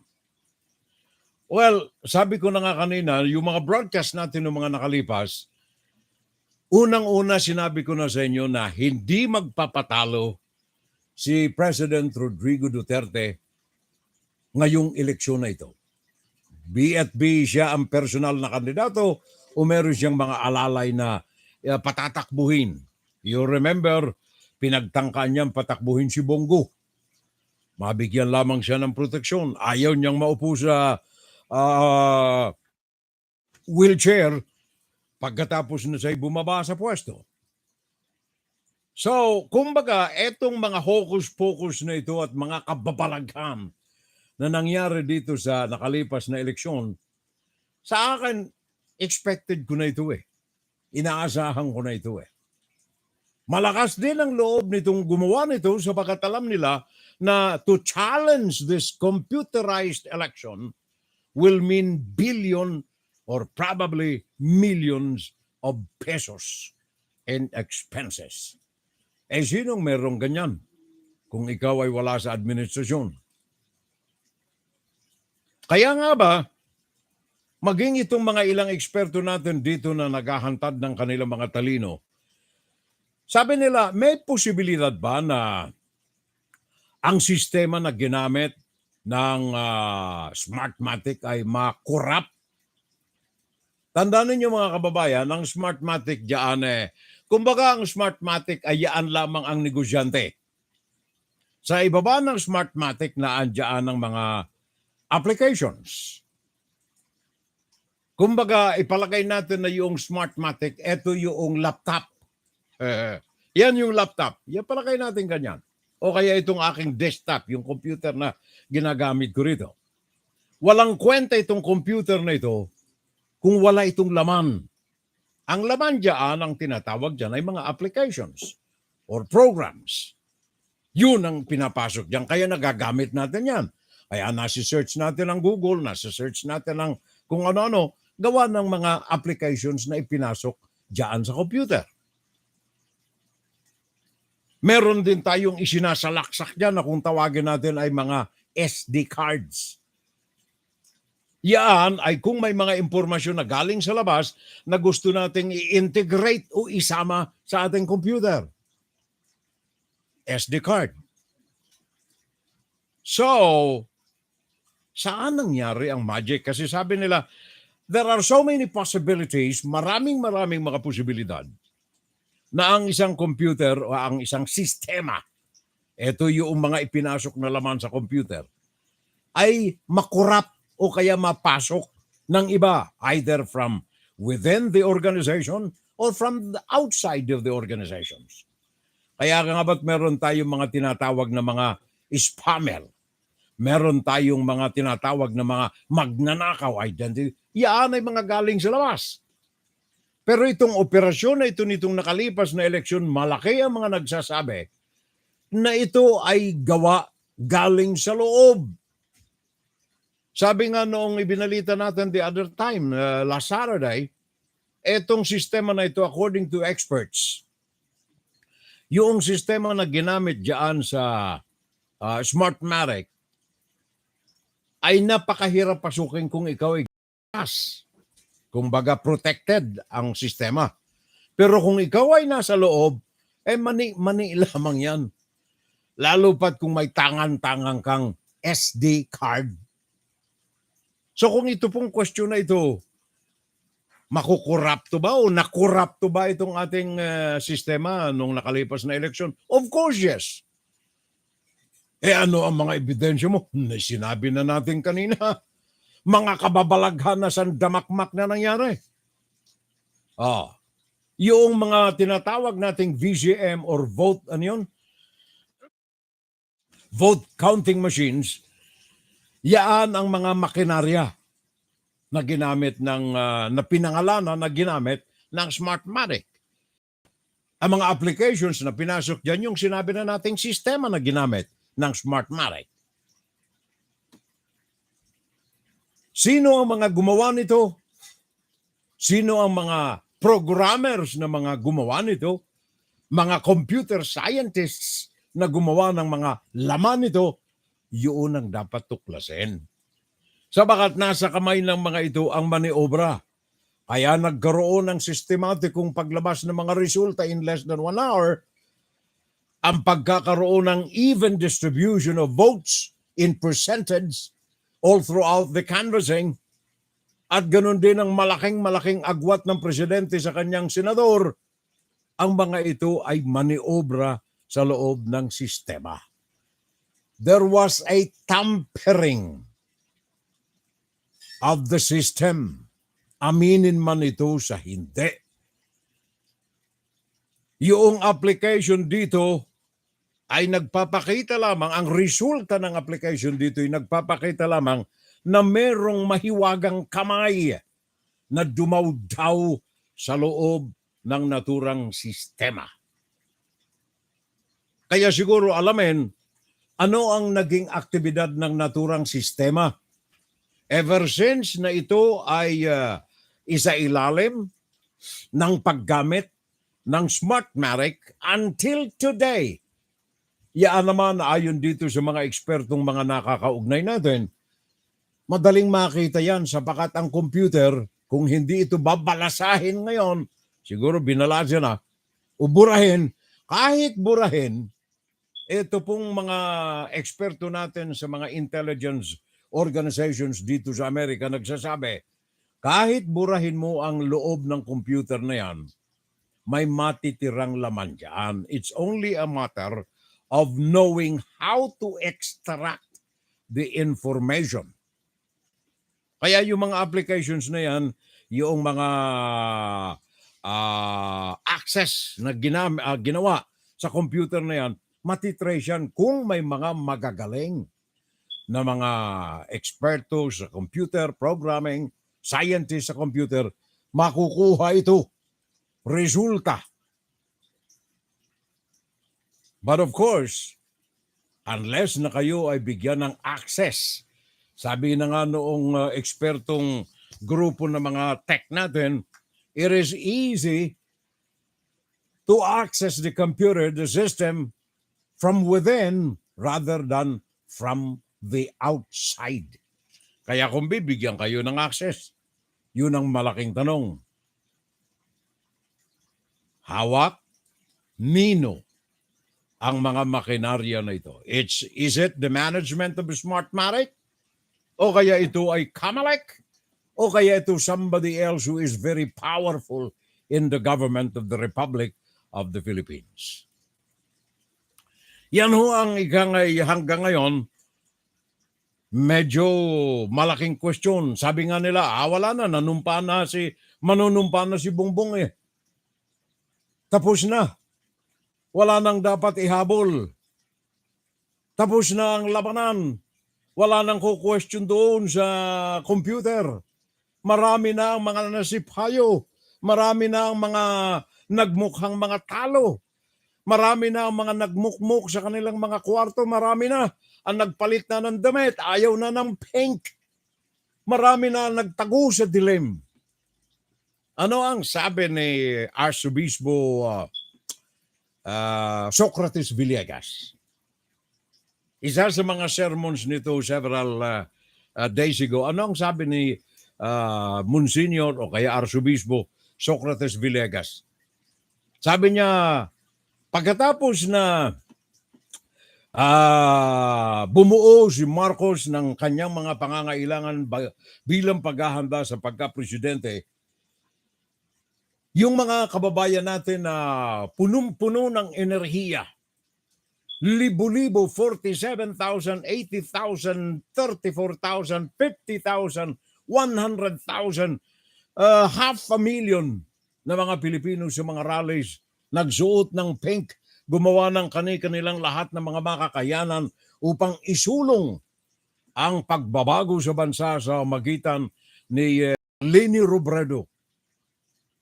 Matapos na ideklara ng Kamalek ang mga resulta ng SD cards, marami na ang mga nanlumo, marami na ang mga umiyak, marami na ang nagtago, marami. In fact, ang iba ipinagkanulo na o kaya itinakwil na ang kanyang suot na damit na pink. Ano ang sabi ni Arsobispo Villegas? Sabi niya, alalahanin natin na si Jesus Christ ay ipinako sa krus. Sabagat siya'y natalo dahilan sa mga mandurugas din na pamahalaan ng Roma noong araw ng kanyang kapanahunan. Itinuro siya ng mga mamamayan. Ito ang dapat ipako sa krus. Hindi si Barabas, palayain si Barabas, ipako sa krus. Sabagat nagpapalaganap ito ng kasinungalingan na siya ang Diyos. Di ba? Tayong mga Katoliko, yun ang paniniwala natin. Sabi ng mga Hudyo, isipin mo, tao yan mismo ni Jesus Christ, mga Hudyo. Parang tayo. Tayo lahat. Tayo yung mga Kristiyano, mga pinanganak tayong nananampalataya sa buong may kapal. Pagkatapos pinasok tayo man ng tarantado, balasubas na SD card, nagtago na tayo.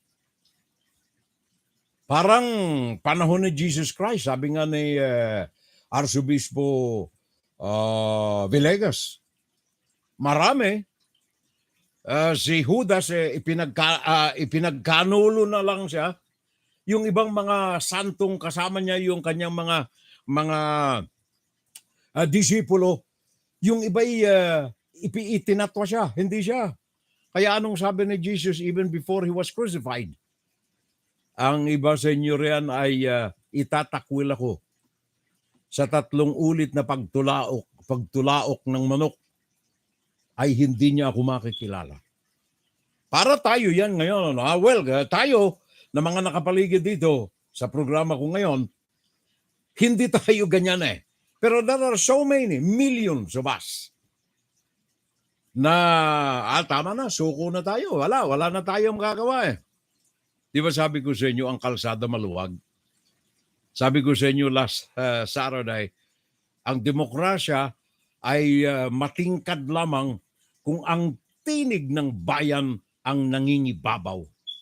Ang demokrasya ay masahol pa sa komunismo kung ang taong bayan ay alipin ng mga namumuno na kanyang hinalal. Especially kung ang namuno na yan ay nakuha ang kanyang pwesto sa pandaraya, pandarambong at panluloko.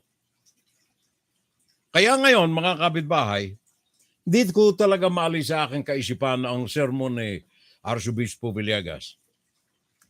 Kaya sabi niya, wag nating kaligtaan na si Jesus Christ ay nanawagan ng mga disipulo. Sabi niya, huwag kayo sa dilim. Huwag kayong bibitaw. Huwag kayo sa dagat. Magkita-kita tayo sa Galilea. Magkita-kita tayo sa Galilea. Sa Biblia, ang Galilea po mga kababayan, ay ito ang sinilangan ng pangarap. Ito ang pinanggalingan ng lakas ng loob. Ito ang mga, sabihin nating mga, anong tawag niyan? Mirakulo ng pung may kapal. Kaya, sabi ng pung may kapal nung araw sa kanyang kapanahunan, huwag tayong magtago sa dilim. Ipagpatuloy natin ang busilak na damdamin na ito, palaganap ang mga aral na kanyang mga binitawan. Kaya yung kanyang 12 disipulo, sa iba't ibang mga kapalarang inabot nito ay naging matagumpay sa pagpapalaganap ng mga pangaral ng Diyos hanggang umabot sa atin sa kasalukuyan. Although sad to say, marami sa atin marunong lang mag-sign of the cross. Marami sa atin pumapasok sa loob ng simbahan.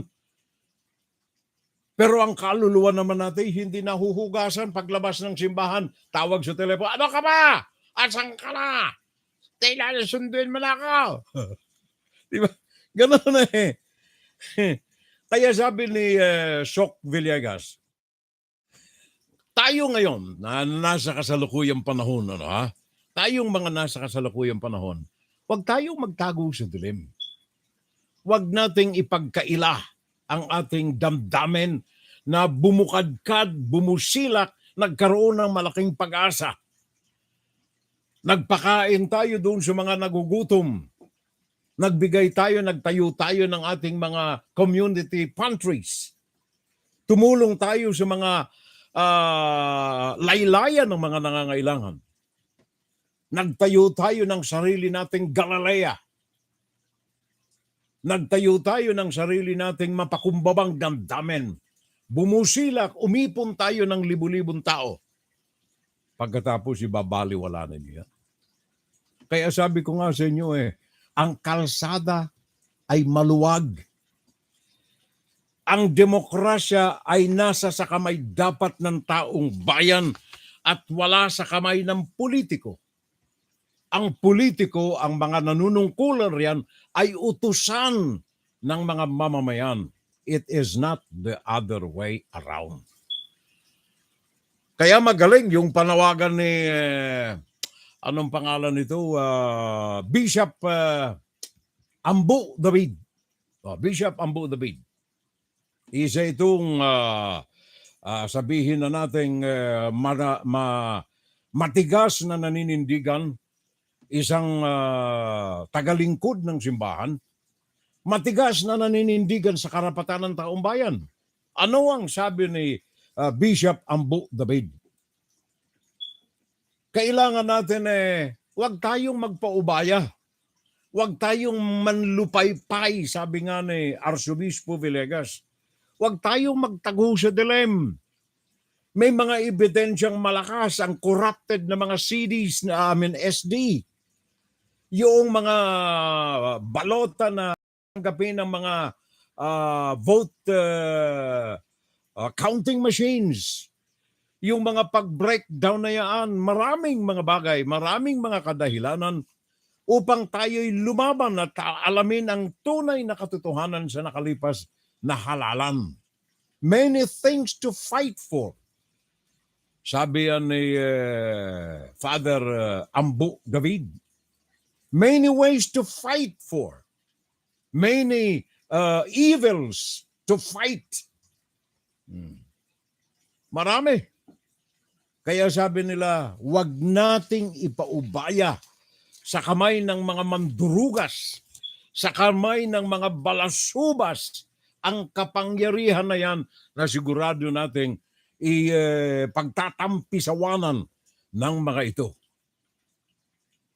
Sabi ni Ambo, Bishop David, sabi niya, alam mo ako'y nahahabag doon sa mga tao na walang takot sa Diyos, na ipinagmamayagpagan ang mga kapangyarihang natamo niya sa kalagitnaan ng mga pandaraya, panluloko at pandarambong. Na ang akala niya siya'y nananagumpay laban sa kabutihan. Darating ang araw na ang kanyang kaluluwa ay pagsisindihan sa impyerno ng apoy. Maganda, mga kataga ni Bishop David. Ipaglaban ang karapatan ng mga Pilipino sapagkat kung kayo'y mananahimik, mananagumpay ang mga nasa kasamaan. Nakikita naman ninyo, hindi natin maitatago na hindi natin idinidiin ang kasamaan na sinasabi ni Bishop David. Hindi natin ito ipinagdidiinan upang siraan ang karakter ng isang tao kung ito'y hindi ganyan ang kanyang pagkatao. Pero sabi nga, may mga resibo May mga resibo tayong pinangahawakan. Ito ay mga resibo na dapat na ipakipaglaban. Mga resibo na ikangay dapat na mangibabaw ang katotohanan. Alala ko tuloy si si Bongbong Marcos. Itong anak, hindi yung lumang tatay. Makikita ninyo ang pagkatao, makikita ninyo ang karakter. Dito lamang sa kanyang manners ng pananalita kasi ang isang ekspertong mandaraya, ang isang ekspertong manluloko, professional na magnanakaw, mahirap mong mahalata ang kanyang mga gawain.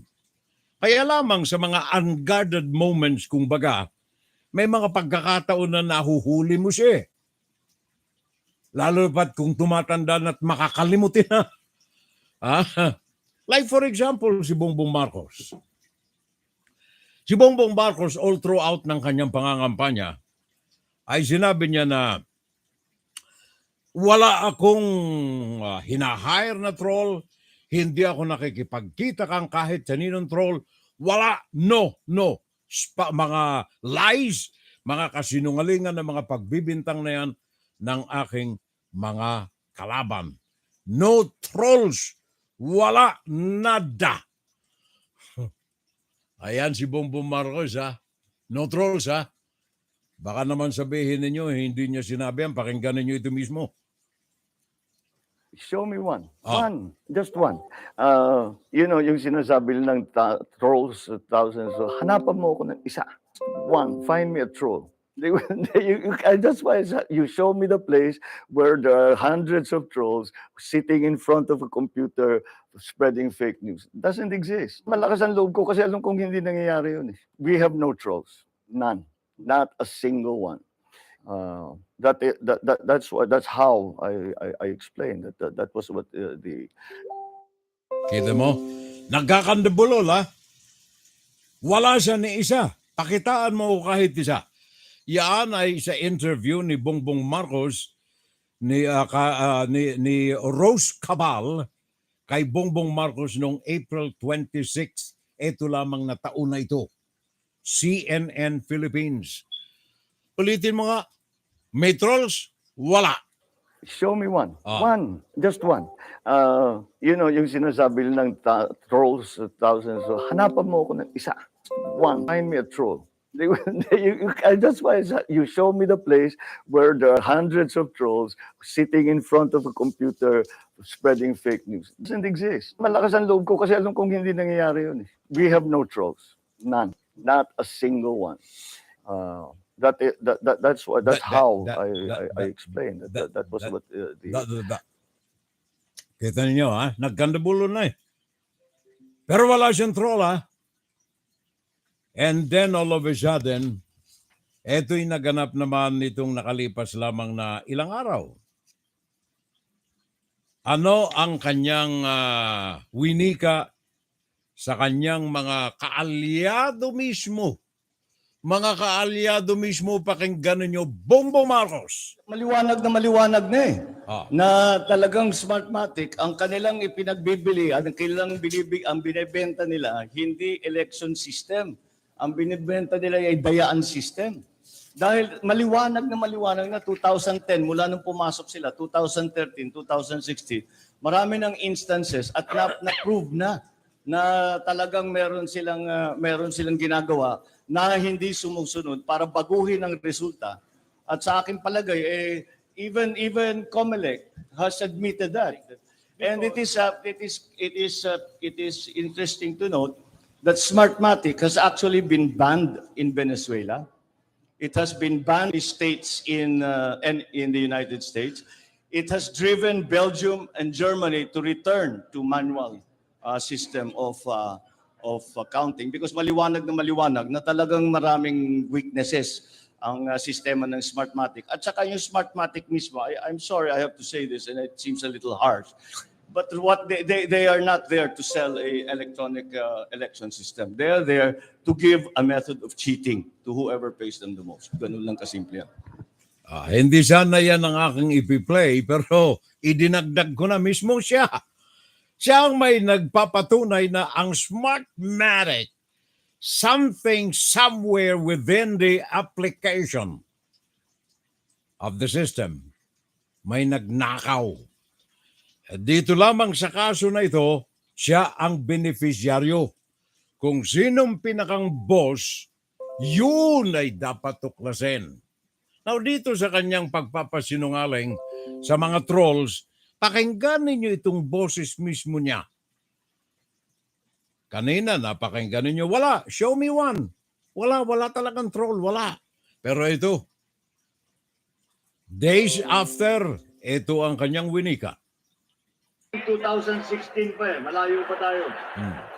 Nag-start talaga ito dahil noong 2016 nagpo-protesta tayo, wala tayong makuha na oras sa ABS, wala tayong makuha sa Channel 7, wala tayong makuha sa Inquirer, wala tayong makuha sa Philstar. Sabi ko, the only option that we have is social media. Kaya June kami nag-concentrate.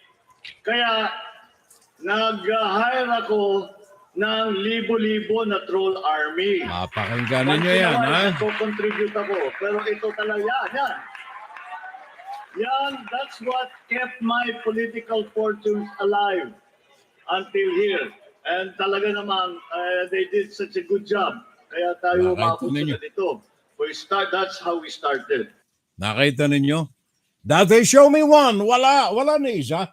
Wala control na kinukuha. Ngayon ito. Ilan nga ulit? Ulitin mo nga ulit. Ilang hundreds? Sandali. Hanapin natin yung portion na lang. 2016, nagpo-protesta tayo. Wala tayong makuha na oras sa ABS, wala tayong makuha sa Channel 7, wala tayong makuha sa Inquirer, wala tayong makuha sa Philstar. Sabi ko, the only option that we have is social media. Kaya June kami nag-concentrate. Kaya nag-hire ako ng libo-libo na troll army. Nakita na ninyo? Once in a while, nagko-contribute ako. Pero ito talaga, yan. Yan, that's what kept my political fortunes alive. Nakita ninyo, boses mismo yan. Boses mismo ni Ferdinand Bongbong Marcos Jr. Pagtitiwalaan ba ninyo na mamuno sa bansa ang isang sinungaling na kagaya nito? Tingnan ninyo ha, ito yung listahan ko ito ng kanilang mga trolls at mga fake peddlers, yung sandamakmak. Yan ay kumpirmado riyan. Wala na riyan yung mga tinanggal ng Twitters na 300, wala na rin dito yung mga tinanggal ng Facebook na mga 200 mahigit. Maging sa TikTok ay sandamakmak ang kanilang mga trolls. Celebrity News, sandamakmak ang kanilang mga trolls. Facebook, sandamakmak ang kanilang mga trolls. Group 1, YouTube, sandamakmak ang kanilang mga trolls. At alam ba ninyo na ito'y pagpapatunay rin ito sa kanyang kasinungalingan. Sino ang kanyang napupusuan na mamuno sa pagiging press secretary niya at pinuno ng Presidential Communications Operations Office, PCOO? Sino ang mamumuno dito? Ito yung kanilang legal consultant ng grupo ng mga trolls ni Bongbong Marcos. Yan. Si Attorney Rose Beatrix Trixie Cruz Angeles. Sa lahat po ng mga punsyon ni Bongbong Marcos, nandiyan yan eh. Hindi mawawala yan eh. Sa mga kababayan ko, SD cards, Bongbong Marcos, Manuel L. Quezon. It is better to have a government run like hell by Filipinos. Walang foresight si Manuel Quezon, wala siyang pananaw na darating ang panahon na kagaya ngayon, ang ating mga namamahala ay mga salaula. Naalala ko tuloy, nirebisya ko yung mga presidente, mga senador natin, from the time of the American occupation hanggang sa mga 1960s, tinitingnan ko itong mga pangalan nitong mga Filipino politicians, statesmen, from the 1940s to 1950s to 1960s, ang mga pangalan na ito puro mga kapitapitagan eh. Antonio de las Alas, Batangas, miyembro ng Constitutional Convention. Mga senador ito mga senador. Lahat ng mga babanggitin ko rito, mga senador eh. Mariano Jesus Cuenco. Ito ay prolific na manunulat, writer, poet, publisher. Hindi lamang ordinaryong publisher, ito ay naglalathala ng Filipino Spanish newspaper, El Precursor of Cebu. Yan si Mariano Jesus Cuenco, na mayagpag na senador noong mga 1940s, 1947. LP Jucarino, naging presidente. By the way, lahat ng mga itong babanggitin ko, lahat po ito'y mga abogado. Pagdidiinan natin ang salitang ang mga ito'y mga abogado. Kagaya kay LP Jucarino, abogado na nagtapos sa University of the Philippines, 1915, nag-practice ng law, naging miyembro, naging senador, naging kongresista, at miyembro ng Philippine Independence Mission sa Washington noong panahon ng mga Amerikano. And then Vicente Rama, mga Cebuano ito, mamamahayag, journalist. Pero hindi ordinaryong journalist. Abogado rin itong Vicente Rama. Publisher din ng Spanish language na periodiko Lingua Franca. Miyembro ng National Assembly. Claro Emerecto. Kilalang kilala natin sabagat diyan sa Maynila meron tayong Recto Avenue. Isa itong hurado, isang puweta, isang abogado. Dr. Claro M. Recto. Ito ay ipinapares ito kay Dr. Jose Rizal noong kanyang kapanahunan dahilan sa kanyang pagiging tunay na makabayan. Hindi maka-China, makabayan ito. And then isa pang senador, pinakang pulubi, pinakang mahirap na senador, Eulogio Amang Rodriguez Sr. Galing ito ng Montalban, Rizal. Sa kabila ng kanyang kahirapan, abogado rin ito. Ito nagtapos sa letran, nagtapos ng kanyang Bachelor of Arts at nagturo ng abogasya. Lahat na. Legal brain. Eulogio Amang Rodriguez Sr. And then Manuel Rojas, naging presidente rin. Abogado rin. Supreme Court member. Sandamakmak na mga kwalipikasyong ikangay maiahalin tulad natin sa mga dikampanilya na mga personalidad sa Pilipinas. 1950s the same, Hilpuyat. Naalala ninyo, meron tayong Hilpuyat dyan sa Maynila. Professor ng Economics, University of the Philippines. Pinakang bata na na-appoint na mamuno ng international trade gawa ng kanyang pagiging matalino sa hanabuhay. And then Jose Laurel, 1925, senador, miyembro ng Supreme Court of the Philippines. Well, of course, during those times, mayroon ding mga salaula. Kagaya ngayon, may mga salaula rin during that time. Like si Senador Jose Avellino, na nung siya naging senador na mayagpag nagyabang, what are we in power for? Yun ang mga katagang nakakabit sa kanyang pangalan. Kaya siya ay dahilan sa kanyang pagyayabang, mga kaso ng korupsyon, siya ay napatunayang nagkasala at ito'y nabilanggo, nagkaroon ng kaso dahilan sa korupsyon sa kanyang pagyayabang. That was in 1949. And then 1964, another one, mga ito'y na-impeach sa kanilang mga tungkulin. Ito naman ay si Presidente Diosdado Macapagal. Kaya lamang hindi natuloy ito. Ang simple lamang na kasalanan ni Macapagal, kaya ito na-impeach. Pero hindi nagtagumpay yung impeachment sa kanya.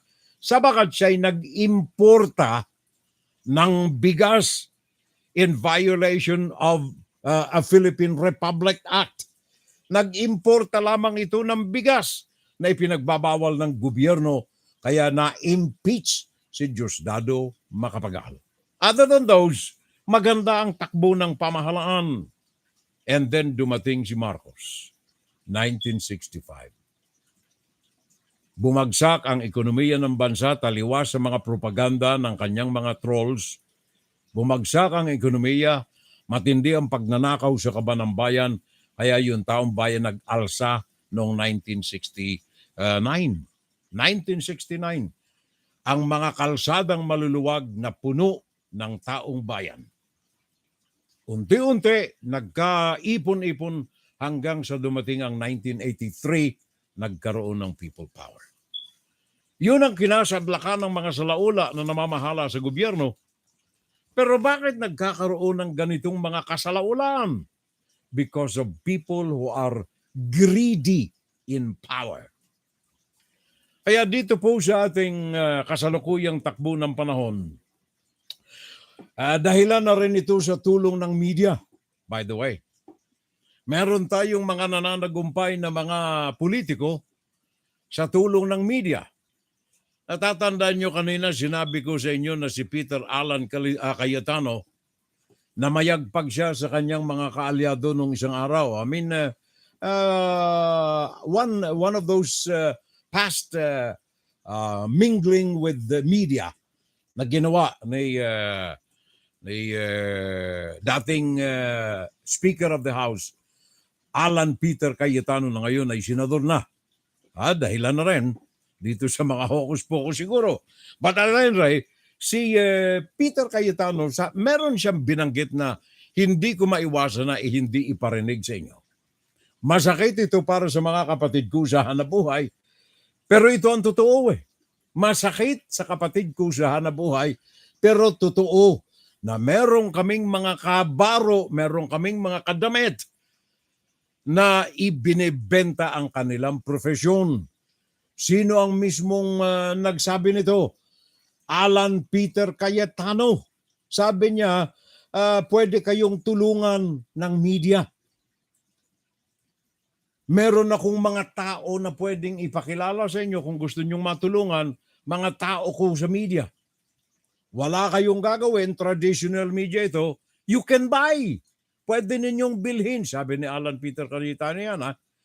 Sa ngayon, bibili kayo ng media man, babayaran ninyo, bigay ninyo yung inyong questionnaire, i-interviewin na kayo base doon sa ibinigay ninyong questionnaire. Pakinggan ninyo si Alan Peter Cayetano. Pwede mo kayong tulungan at saka kasi like sa traditional media, you can buy sa ngayon, pag-interviews with the people. At pag ginenta nila yung interview, you can give your own questions. So hindi ka matatakot. And talk about yung mga produce. Nakita ninyo, malabo lang eh. Babasahin ko sa inyo yung sinabi niya. Pwede ko naman kayong tulungan at saka yung tao ko nga na nandoon kasi eh. Traditional media. You can buy.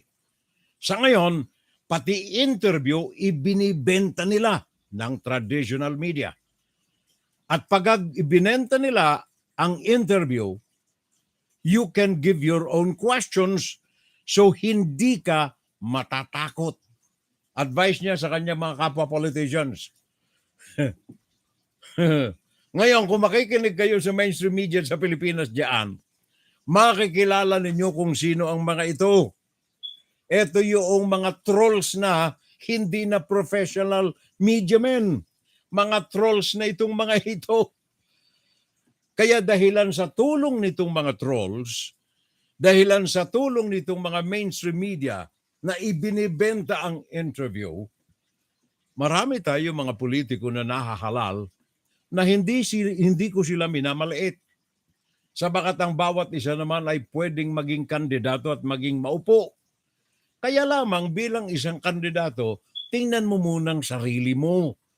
Para kang ang nag-a-apply ng trabaho. Narinig natin ito sa mga kampanya diyan sa labas bago nag-eleksyon ng Mayo 9. Ang mga politiko ay parang mga jobless. Well, in the case of Bongbong ay talagang totoong jobless ito eh. Walang trabaho ever since eh. Walang trabaho ever since, hindi nakatapos ng kahit ano. Nagtampisaw lamang sa pera ng taong bayan. Ngayon, kung matutuloy, presidente siya. Bakit? Sa tulong ng kanyang libu-libong mga trolls. Ito rin ang dahilan kung bakit may mga politiko tayong nauupo sa pwesto na hindi mga kwalipikado. Pinatitiuna ko na hindi ako nangiinsulto. Sinasabi lang natin ang totoo. Kung magkakaminsan ng katotohanan, masakit tanggapin. Pero sinasabi ko na hindi ko minamaliit. Like for example, Manny Pacquiao. Well, of course, kay Manny Pacquiao, sabihin na natin, sige na nga, pwede na. Pero wag naman sanang senador. Sabagat ang trabaho po ng mga senador at mga congressmen ay magbuo ng batas para sa bayan. Well, ang argumento, meron naman akong staff na pwedeng gumawa eh. Pero hindi naman nangangahulugan na purka nakabuo ka na ng paano ka lang batas, permado na ito kaagad ng Senado, permado ng Kongreso, permado ng Presidente. Hindi eh. Pinagdedebatehan pa yan sa merito ng batas na nais niyong ipasa. Kung hindi kayo makapagsalita, tandaan ninyo na ang Kongreso at ang mga batas ay ginagawa sa wikang Ingles. Ang mga batas ng Kongreso, batas ng Senado na ipinapasa at dinadala sa tanggapan ng Presidente sa wikang Ingles. Kung hindi kayo makakapagdebate, napakinggan naman natin si Manny Pacquiao sa debate niya. Nilalampaso siyang nakakaawa na. Si Bato de la Rosa. Although marami itong mga natapos, iba't iba, na isinasabit sa kanyang pangalan, pero sa larangan ng pakikipagdebate, wala ring mangyayari sa kanya. And then, eto na ngayon, top-notcher pa man din. Gawa ng troll, gawa ng SD card. It is better to have a government run like hell by Filipinos. Pero nagkatotoo na nga, ang kababayan kong si Robin Padilla. Again, pare ko, kababayan kita. Bicolano rin ito taga-Daet Camarines Norte ito Ang tatay nito naging vice governor nung ako'y nandoon sa Daet. Gawa nang nagbakasyon ako sa DCGE nung araw, yung kapatid ko area manager ng Radio Wealth nung araw, doon siya nag-uopisina sa Daet. So ako'y nakisawsaw sa kanya roon. Nakita ko may radio station doon, DCVX. Nag-apply ako, hindi ko sinabing announcer ako Nakuha ko. At the time na ako'y nandoon, vice governor itong kanyang tatay, si Roy Padilla. Hindi ko rin matatawaran ang kakayahan ni Roy Padilla, tatay niya, vice governor ng Camarines Norte. Gawa ng ito'y magaling na direktor Magaling na direktor sa pelikula. Isa sa mga pinagpipitagan ng Bicolano sa larangan ng movie industry. Kasama niya rin ang mga panahon si Eddie Garcia. Napangasawa nito yung kanyang artista mismo. Asawa ni Roy Padilla, si Lolita Eva Carino. Eva Carino, natatandaan niyo yung pangalan na yan, kayo mga kaedad ko. Eva Carino. Yun ang napangasawa ni Roy Padilla, tatay, nanay ni Robin Hood Padilla. Yan ang pangalan nito Robin Hood Padilla. Kababayan ko ito Kaya ako'y sabi ko na nga, paring Robin, ang hangad kasi nito, ako'y okay na sana. Senador siya, sige na. Ang problema nga lang, paano siya makapagpapapasa ng batas nito na makikipagdebate? Hindi ko minamaliit si Robin Padilla, walang natapos ito Kumuha ito ng, anong tawag niyan, kumuha ito ng criminology doon sa College of Criminology dyan sa Maynila. Pero dumaw daw lamang ito dumaw daw lang. Walang natapos si paring Robin Padilla. Sa kabila nito, okay na sana hindi ko sana papansinin si Robin Padilla. Ang problema nito, ever since na siya nangampanya bilang senador, ang kanyang target ay ang mamuno sa committee. Mamuno sa committee ng constitutional anong tawag niyan? Constitutional amendments or something Ano ba yung kanyang target dito sandali? Hanapin ko muna.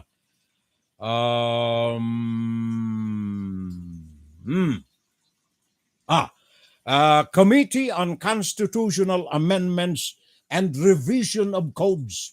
Mabigat pare ko. Mabigat.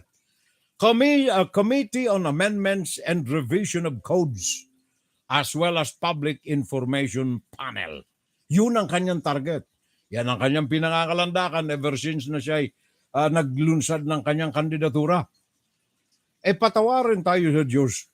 Lahat po ng mga humawak dito ay mga abogado ever since na ito'y nabuo sa ilalim ng saligang batas. Richard Gordon, batikang abogado. Joelina, abogado. Miriam Defensor Santiago, umaalingaw-ngaw na abogado. Raul Rocco, umaalingaw-ngaw na abogado. Edgardo Angara, Francis Pangilinan, Franklin Durelon, lahat ng ito'y abogado. Mga namuno ng komitiba na ito. Ngayon ito ang ipinagdidiinan ni Robin Padilla na kanyang hawakan. Grade 2. Second year, first year college criminology. Hindi natapos. Ang mga miyembro nito, mga kababayan, mga huwes. Kung meron kang babalasahin na mga alituntunin sa constitutional amendments, pagbabago ng saligang batas, ang mga iniimbitahan dito ng Senado, mga miyembro ng Supreme Court, mga miyembro ng mga hudikatura, iba't ibang panig ng hudikatura, iba't ibang level ng judiciary, mga dating mga constitutionalists, mga kasalukuyang miyembro ng Constitution, etc., mga malalaking tao sa larangan ng batas ang pag-uusapan. Ang pangarap ni Robin Padilla gawing federal system ang gobyerno ng Pilipinas. Yun lamang ang uniko, nag-iisang dahilan kung bakit siya gustong maging senador at kung bakit siya gustong mamuno ng constitutional amendment and revision of laws. Yun lamang gusto niyang ipagpilitan ang federal system of government sa Pilipinas. Bakit? Sabagat siya'y Muslim. Gusto niyang ihiwalay ang Mindanao at maging isang independenteng estado ng Pilipinas. Yan din ang gusto ni Kadigong. Kaya siya ang the most favorite son ng mga kandidato ng administrasyon nitong nakalipas na halalan. Kaya ito'y tinitingnan natin, mga kababayan. A government run like hell by Filipinos. It is okay na a run like hell by Filipinos kung ito ay kakayanin pa ng mga Pilipino. Pero kung ang mga Pilipino ay patuloy na nagdarahop, mga kababayan, naghihirap dahilan sa malfunction ng utak ng mga namamahala, especially ngayon, ang inyong presidente, tax evader. Kung matutuloy, tax evader, isang cheat, isang mangungulimbat. Hindi sabihin yung kasalanan ng tatay, hindi niya kasalanan. Siya ngayon ang nagdidiin na mabawi ang lahat ng mga properties na ito. Isang sinungaling. A government run like hell by sinungaling. Ano nga ang sabi uli ni Marcos? Kaya siya nanalo? 2016 pa malayo pa tayo.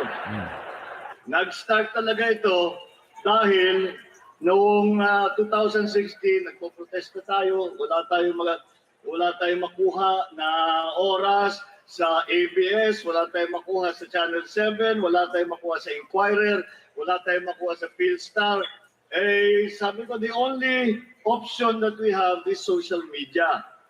Kaya ninyo? Ano ang sabi ng foreign media? A brutal dictator's son winning the presidential election in the Philippines. A return to power for the Marcos family after being overthrown and forced to flee the country decades earlier. The Philippines is moving from one presidential administration that has been accused of being governed in a dictatorial fashion to one that could potentially be that way. It's that alliance and relationship that has left some folks quite uneasy. For 9 years in his more than 2-decade rule, Marcos Sr. declared martial law, a first in the country's history. The proclamation of martial law is not a military takeover. During this time, thousands of labor leaders, politicians, and students were arrested. News outlets shut down, and enemies of the president detained, tortured, and even murdered. The family has also been accused of siphoning billions of state dollars during their time in power. The family is believed to have stolen between $10 to $15 billion worth of goods. 15 mink coats, hundreds of handbags, and more than 1,000 pairs of shoes are among the valuables the state has since recovered. Ousted from power during the 1986 People Power Revolution, the family fled to Hawaii, where 3 years later, the elder Ferdinand died. Yan ang kasaysayan ng pamilya ng inyong magiging presidente kung sakasakali. Robin Padilla, gusto ko constitutional amendments ako. Ano ang sabi ng magiging Senate President ngayon. Walang iba kundi si Mr. Zubiri. Senator Juan Miguel Zubiri. Sabi niya, Mr. Zubiri, alam kong lahat ng mga halos karamihan sa matitinong mga senador, nakikiusap sila kay Zubiri. Sabi nila, pare ko, baka naman pwedeng wag na nating ibigay kay Robin Padilla. Ito, masyado itong mataas na kalidad na komite ba sa Senado. Ano ang sabi ni Zubiri? Yung constitutional amendments kasi, Alvin, hinihingi talaga niya yan. Lahat ng interview niya, lahat ng interview niya sa radyo, sa TV, sabi niya, pipilitan niya, hingin ang constitutional amendments. And no other member of ours wishes to head the committee. Wala pong gusto mag-head ng committee na yan. And therefore, kung yan po talagang adikain niya, let us listen to his arguments. Dapat pag-aralan niya mabuti itong constitutional amendments and revision of laws. Remember, revision of laws din yan, Alvin. So yung mga papalitan na batas, yung amendahan na batas, na lalo na sa mga issues on criminal law and other corporate law, dadaan sa kanya yun. Dapat sa mga abogado, actually, sa totoo lang, abogado talaga ang humahawak ng committee na yan. You see? Yan si Zubiri. Mr. Juan Miguel Zubiri. Alam ninyo mga kababayan, ito'y finale comment ko sa issue na ito. Sabi ko na kanina, ang ating kalsada napakaluwag. Ang ating kalsada, hindi lamang tunay na kalsada ang pinag-uusapan natin dito, kundi ang kalsada natin sa internet. Merong mga emails ang mga tao na ito. May mga Twitters ang mga tao na ito. Tayo ay may mga cellphones na mga hawak-hawak. Tayo ay may access sa communications through the internet. Hindi lamang tayo dapat tumayo sa kalsada upang iparating ang tinig ng bayan, kundi tayo ay may karapatan bilang tayo ang mga dapat mangibabaw sa bansa ng demokrasya. Ang tinig natin dapat ipaabot sa mga ito. Gamitin natin ang internet, gamitin natin ang email, gamitin natin ang social media. Ipaabot natin sa kanila ang ating mga kautusan sa kanila. Ang kanilang mga kaaliwaswasan, ipaabot natin sa taong bayan nang tayo ang manguna, mamuno at may kapangyarihan sa ibabaw ng mga politiko na ito na mga nagdudunong-dunungan. Inside, Kuro-Kuro, Opinion, and Saturday Live. Huwag nating sayangin ang kapangyarihan ng internet, makakapitbahay. Ubusin natin ang ating oras dyan sa email, sa Twitter, sa YouTube. Ang gandang lalaki ko na yun. Ito bang pinakikita mo sa akin? Ang asawa ko, di binigay sa akin yung kanyang cellphone. Yung litrato ko nandoon. Paparazzi ko kasi itong aking asawa.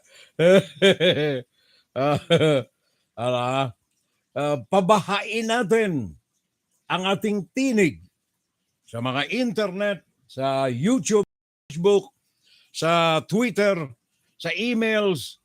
Bahain natin sa messaging ang ating tinig upang may usulong natin ang ating taong bayan. Rosita, Peñaranda, sabi niya, good afternoon po, watching here with,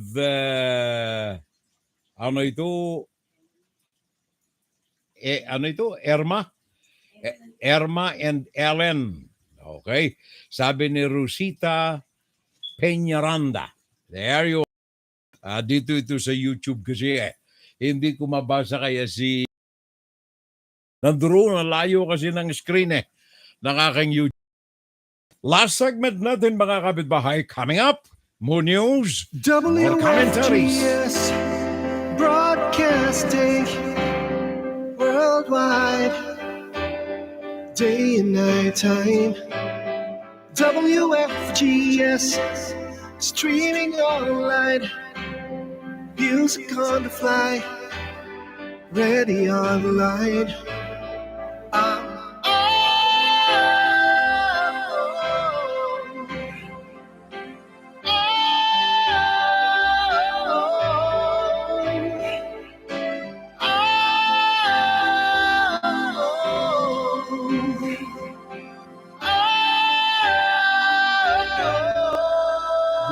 the top songs of great performance, now streaming on w.fgs. Oras natin mga kapitbahay ay ganap ng ano ito, 9 minuto.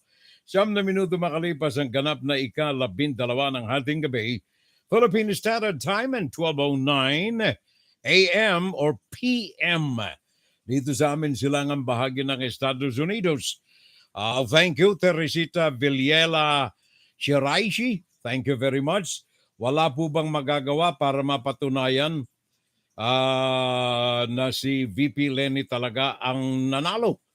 Well, sabi ko na nga kanina, ang kailangan dyan talagang ay bumuo ng mga ekspertong mga computer engineers, programmers, scientists upang mapilitan na ilabas ng COMELEC ang programa, ang sistema, ang SD na ginamit dyan sa bakasyon ang kanilang pinagtampisawanan. Thank you very much. Maraming salamat. Joey Regalado, thank you. Thank you so much. Jimmy Alcano, maraming salamat. Sabi nga pala ni Joey Furel, hindi na ako nanonood ng balita. Ayaw kong makita ang mukha ni Bobo Marcos.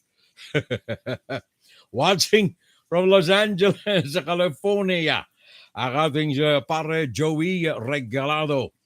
Elsner Lugo Patunog. Naputol kasi. Eisner Lugo Patunog. Nanonood dyan sa atin itong ating kaibigan.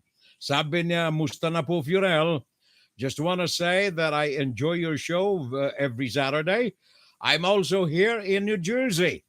Pare koy, thank you Pag maluwag-luwag na ang ating kapaligiran at wala na si Xi Jinping, magkape tayo. Elsner Lugo Patunog dito sa New Jersey. Thank you. Evangelito Dalangan, I'm watching Furel. Ang kumpare namin, parang Jason Oro. Thank you, sir. Bait Venturina, Hocus Pocus Machine. Ed Nakpil, thank you very much, Ed. Maraming salamat. Welcome sa ating FSL community. Diadora Abiertas y Villalon, also with us today. Inday Diting, maganda Inday Diting, kasama rin natin ngayon. And then si Ramon Alvarez Barot is also with us. Rafael Di Arnel, thank you. Si Curata Leonor, nabasa ko po yan sa Biblia, yung sinabi natin kanina. Teresita Villalia Shiraishi, thank you. And then Shirley Tunay Olvido. Kaagapay din natin ngayon. Ano kaya ang ibig sabihin sa panaginip ko na si VP Lenny ang magiging presidente ng Pilipinas at si Senator Trillanes din ang mananalo bilang senador. Ando doon si BBM pero hindi kumibo. Tapos ay nagising ako, nag-alarma na kasi yung aking cellphone. Ayan ang kasaysayan ni Carolina Luge. Teresita Villena Shiraishi. Tama, ipaglaban natin ang katotohanan. And good morning, paring Furel at Maring Hilda. And to all your avid regular watchers, padagos lang ang laban, everything. Sabi ng kasama natin, kumpare natin paring Jason Oro, sabi niya, everything in this world is temporary. Only the Lord is permanent.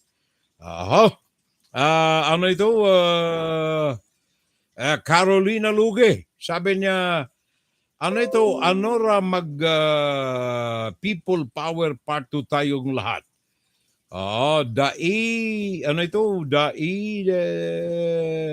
Hindi ko naintindihan na naman, Carol.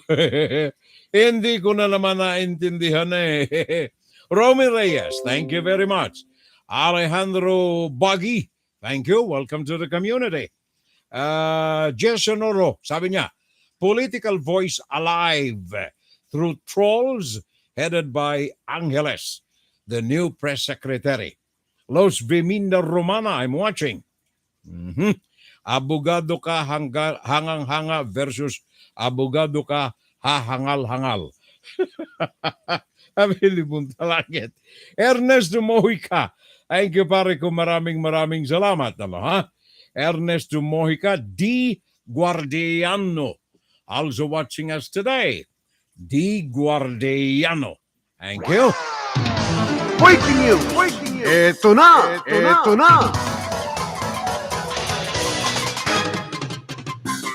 Naalala ko tuloy yung ZTE. Naalala ninyo, ZTE broadband. Ito yung kinasangkutan ng mag-asawa, President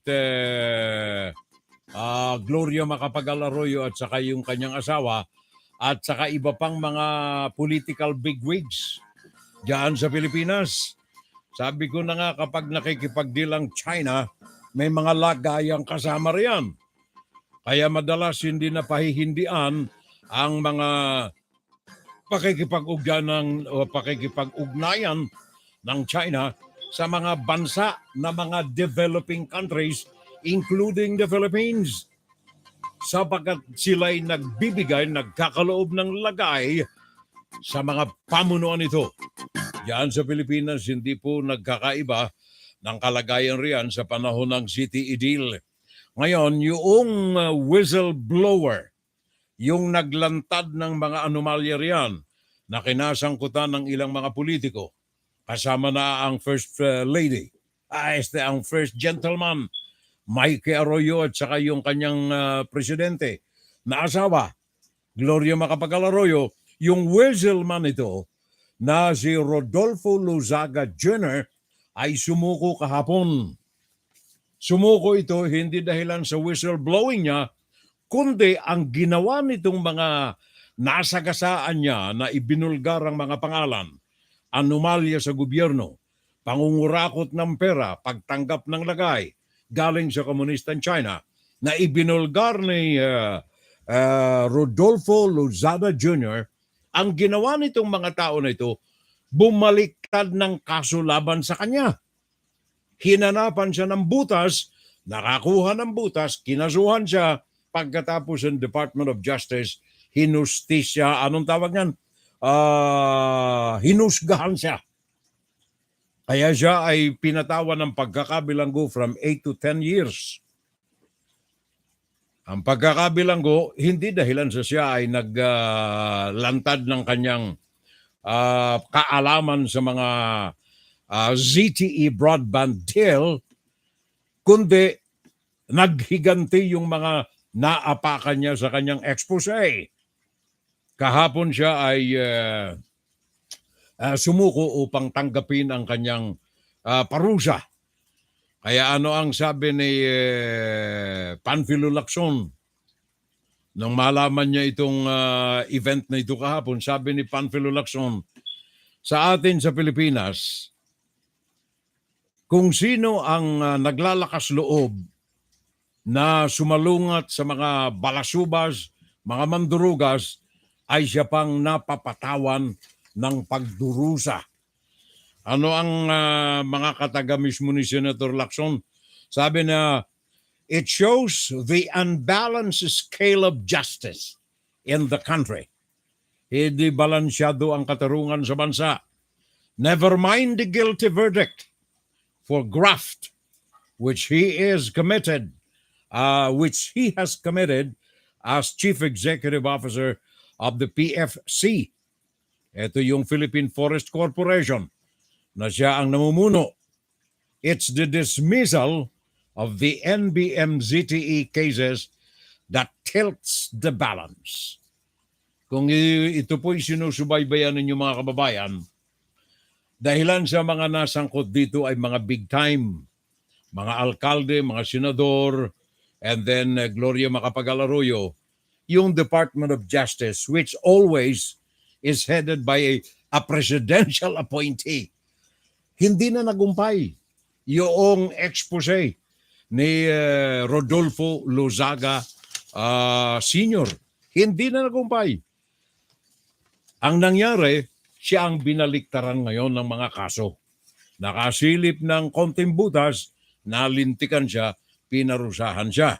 Nagtago ito ng matagal, At nga kahapon lamang ito muling naghantad. Dahilan ito sa mga kaso na isinampal laban sa kanya bilang resulta ng kanyang expose sa mga taong balasuba sa gobyerno. Pakinggan si Ferrell Salvo tuwing Sabado dito sa FGS Web Radio para sa mga Pilipino. Well, yan ang ating kasaysayan ng demokrasya riyan sa Pilipinas. Bakit nangyayari itong mga ganito kasi mga kababayan? Sabi ko na nga kasi marami tayong mga kababayan riyan and I think you should change. Marami tayong mga kababayan riyan na kapag hindi tayo direktong apektado, wala tayong pakialam. Basta, hindi naman tayo apektado eh. Pero ang hindi ninyo alam kapag ang namumunong presidente o kaya mga matataas na tungkulin sa gobyerno ay balasubas, kayo ang darapuan ng kahirapan. Kagaya ng mga tax increases na yan. Hindi ba ninyo mapipilit? Yung presidente ninyong sabi ninyo inanalo? Na instead na magtaas ng mga buwis, bayaran niya yung mga buwis na ayaw niyang bayaran. Nagtatanong lamang tayo.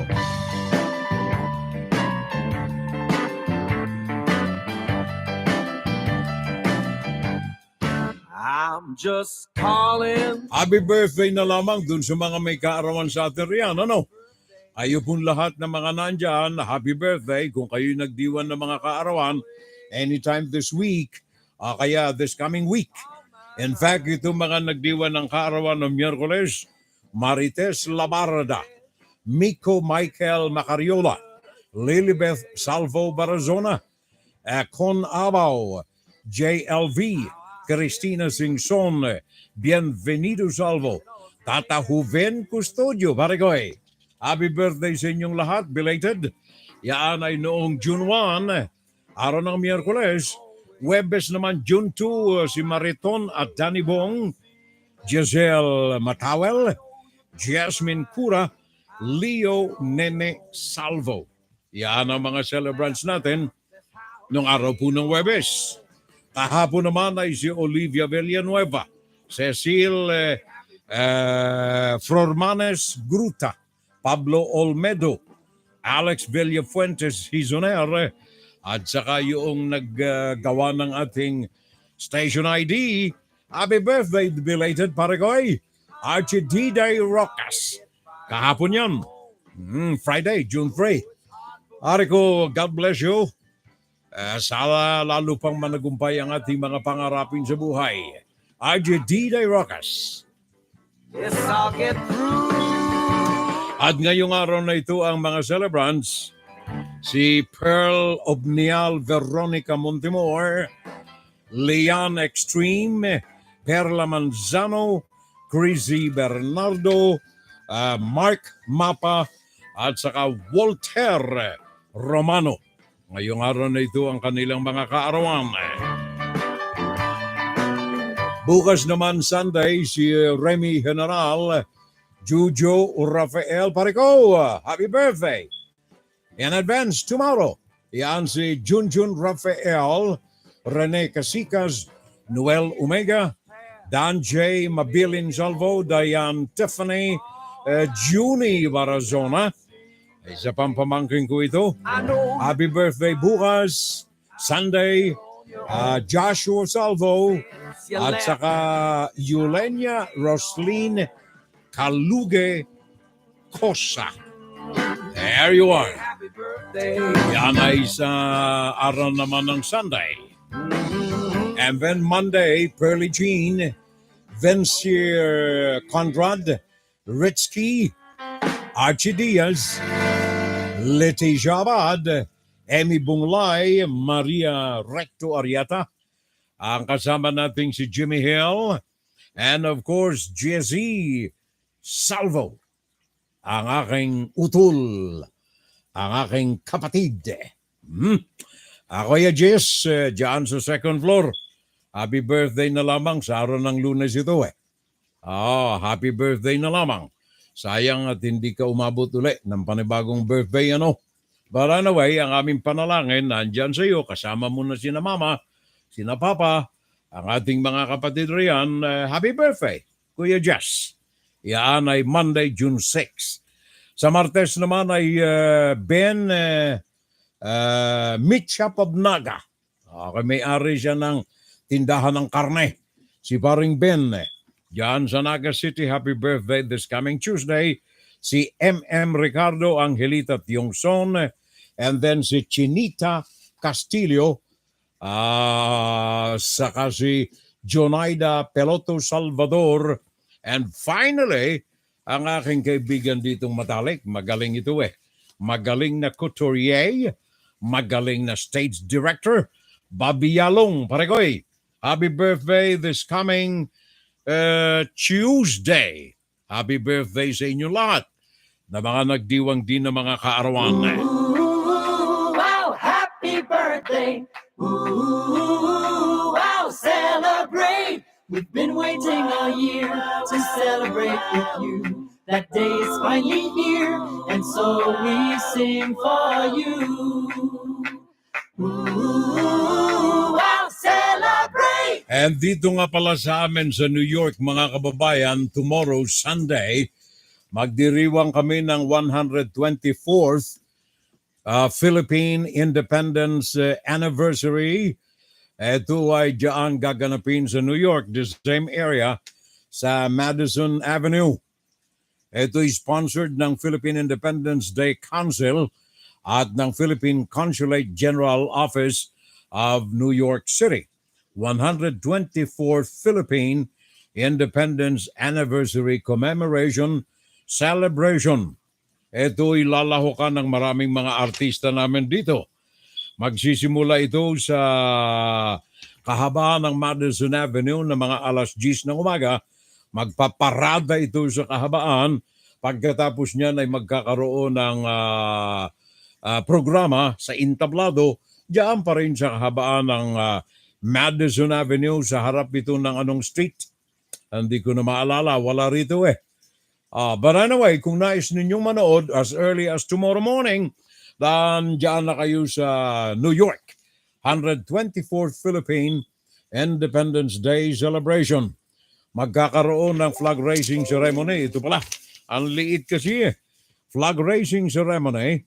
Ito ay alas, ano ito nakaw, hindi ko mabasa, alas 8 yata.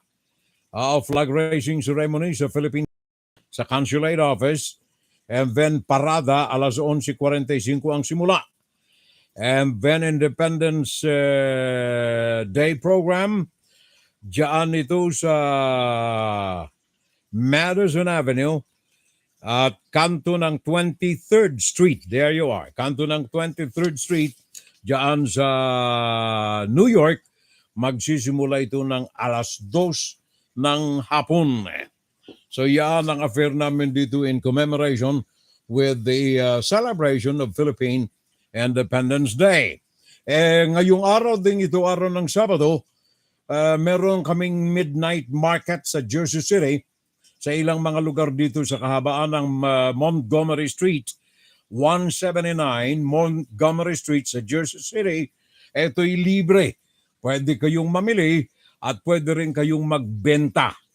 Kaya lamang makipag-ugnayan lamang sa City Hall ng City of Jersey City. Ito'y may kaugnayan dito sa Midnight Market at Jersey City Night Market. Okay? So, yan ang ilang mga paalaala natin mga kapitbahay. Also another one, bago natin balikan ating mga pangunahing mga balita, another one, ito naman ay may kaugnayan sa flag raising ceremony. Nagaganapin naman dito sa amin sa Jersey City. Yan ay next Thursday, this coming Thursday, June 9, alas 12 ng tanghali, flag raising ceremony sa harapan ng Municipal Hall ng Jersey City sa 260 Grove Street sa Jersey City.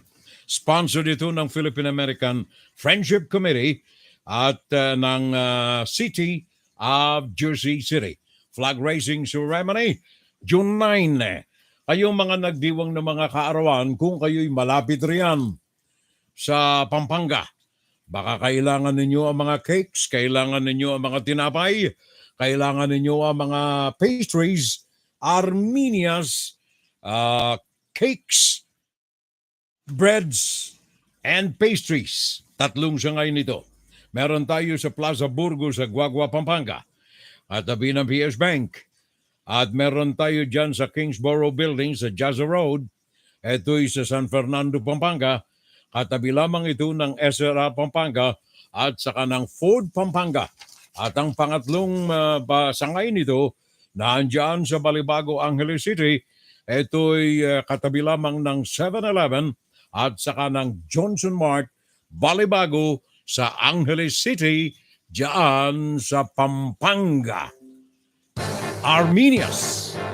Pakinggan si Firel Salvo tuwing Sabado dito sa FGS Web Radio para sa mga Pilipino. Thank you so much. Meron ba tayong mga barkada pa rito? Sandali. Oops, nawala. Andray, Andray, hanapin ko yung mga barkada natin dito. Hanapin ko Sok Efren Merano de Vera Mondala Leo de Lope. Nandiriyan nakatanghod.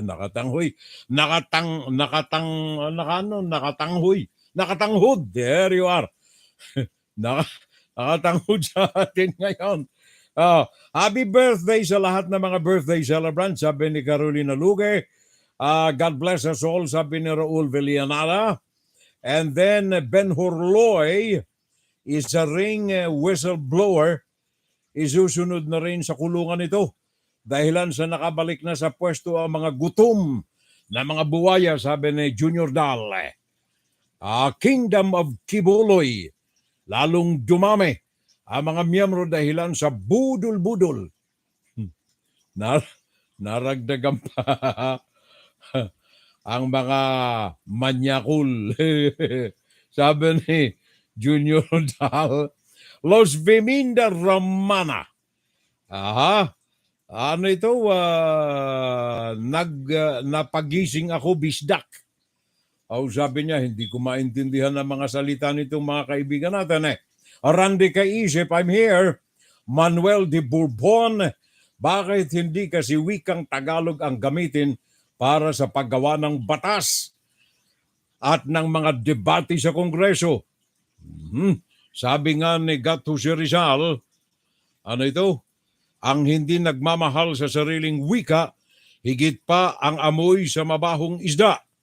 Pero ang hindi ibig sabihin nito, may pabor ako kay Robin Padilla para maging pinuno ng Constitutional Amendment. Opinion ko lamang ito, sabi ni Manuel de Bourbon. Sa Amerika ay may checks and balances, sa Pinas ay panay check na lamang. Walang balance. Deposito meron. Walang check, walang balance daw panay check. Panay check ba? Ang ibig mong sabihin. Ernesto Mojica, I'm watching here in Paris, France. Sabi niya, thank you pare koy. Maraming salamat maraming salamat. Evelyn Punsones. Fiorel, I am watching. Ang Germany at saka Amerika magpapadala ng mga heavy equipments, mga parikoy. Mga heavy equipments padadala ng Amerika at saka ng Germany. Ito'y ayon sa Ambassador to Germany ng Ukraine, Andrei Melnik. Ayon sa kanya, welcome na welcome ang mga tulong ayuda na ito ng Germany at ng Estados Unidos sa gera dyan sa sa Ukraine. Ito si Gerhard Eifers, anchor na at Rebecca Ritters, dyan mismo ito sa Ukraine, ang report manggagaling. In a boost for Ukraine, Germany and the United States announced additional weapons support for Kiev, including advanced rocket systems with a range of up to 80 kilometers. Let's bring in DW correspondent Rebecca Ritters, who is in Kiev for us. Rebecca, what more can you tell us? Yes, that announcement of weapons from the US and Germany was very welcomed here in Ukraine, but of course it won't be immediate. We will see what we're seeing at the moment carry on for some weeks. We're hearing that the Pentagon estimate that these heavy weapons from the US could take around 3 weeks to arrive here. Of course, Ukrainians will need to be trained on them as well. And we're hearing about delays potentially from the German anti-aircraft, anti-defense systems that have been promised that they're not going to come from stockpiles within the German army. They're actually going to come directly from the manufacturer. So that could add delays. So not really sure exactly of a time frame there. We do know that Ukraine desperately need them as soon as possible. We're hearing now that the UK has also agreed to send some of these longer range weapon systems and are also going to be training the Ukrainians in how to use them as well. So we will see some benefit from those weapons, but not for some weeks. We don't know what's going to happen in between then, whether Ukraine can hold back or whether Russia's just going to keep storming ahead. Probably the latter, but definitely welcome news that these weapon systems are on their way. Thank you. Maraming salamat. So, ang tulong Germany at saka Estados Unidos. I like the coat and tie. Very debonair. Take note daw, Madam Hilda. Eto mga bulad na sa akin ng pare ko Unity Valencia. Thank you, sir. Maraming salamat. Debonair. Huh? I like the coat and tie. Very debonair. Ang presidente namin dito si Joe Biden. Joe Biden. Presidente namin dito, sabi niya, ako'y magpapadala $700 million worth karagdagang mga weaponries ito para sa Ukraine. That will include the high mobility artillery rocket system, which can accurately hit targets as far away as 80 kilometers or 50 miles away. Oh, magaling ano, ha? Sabi niya, the United States will stand with our Ukrainian partners and continue to provide Ukraine with weapons and equipment to defend itself. Sabi ito ni Joe Biden. Pakinggan natin. Joe Biden, go ahead.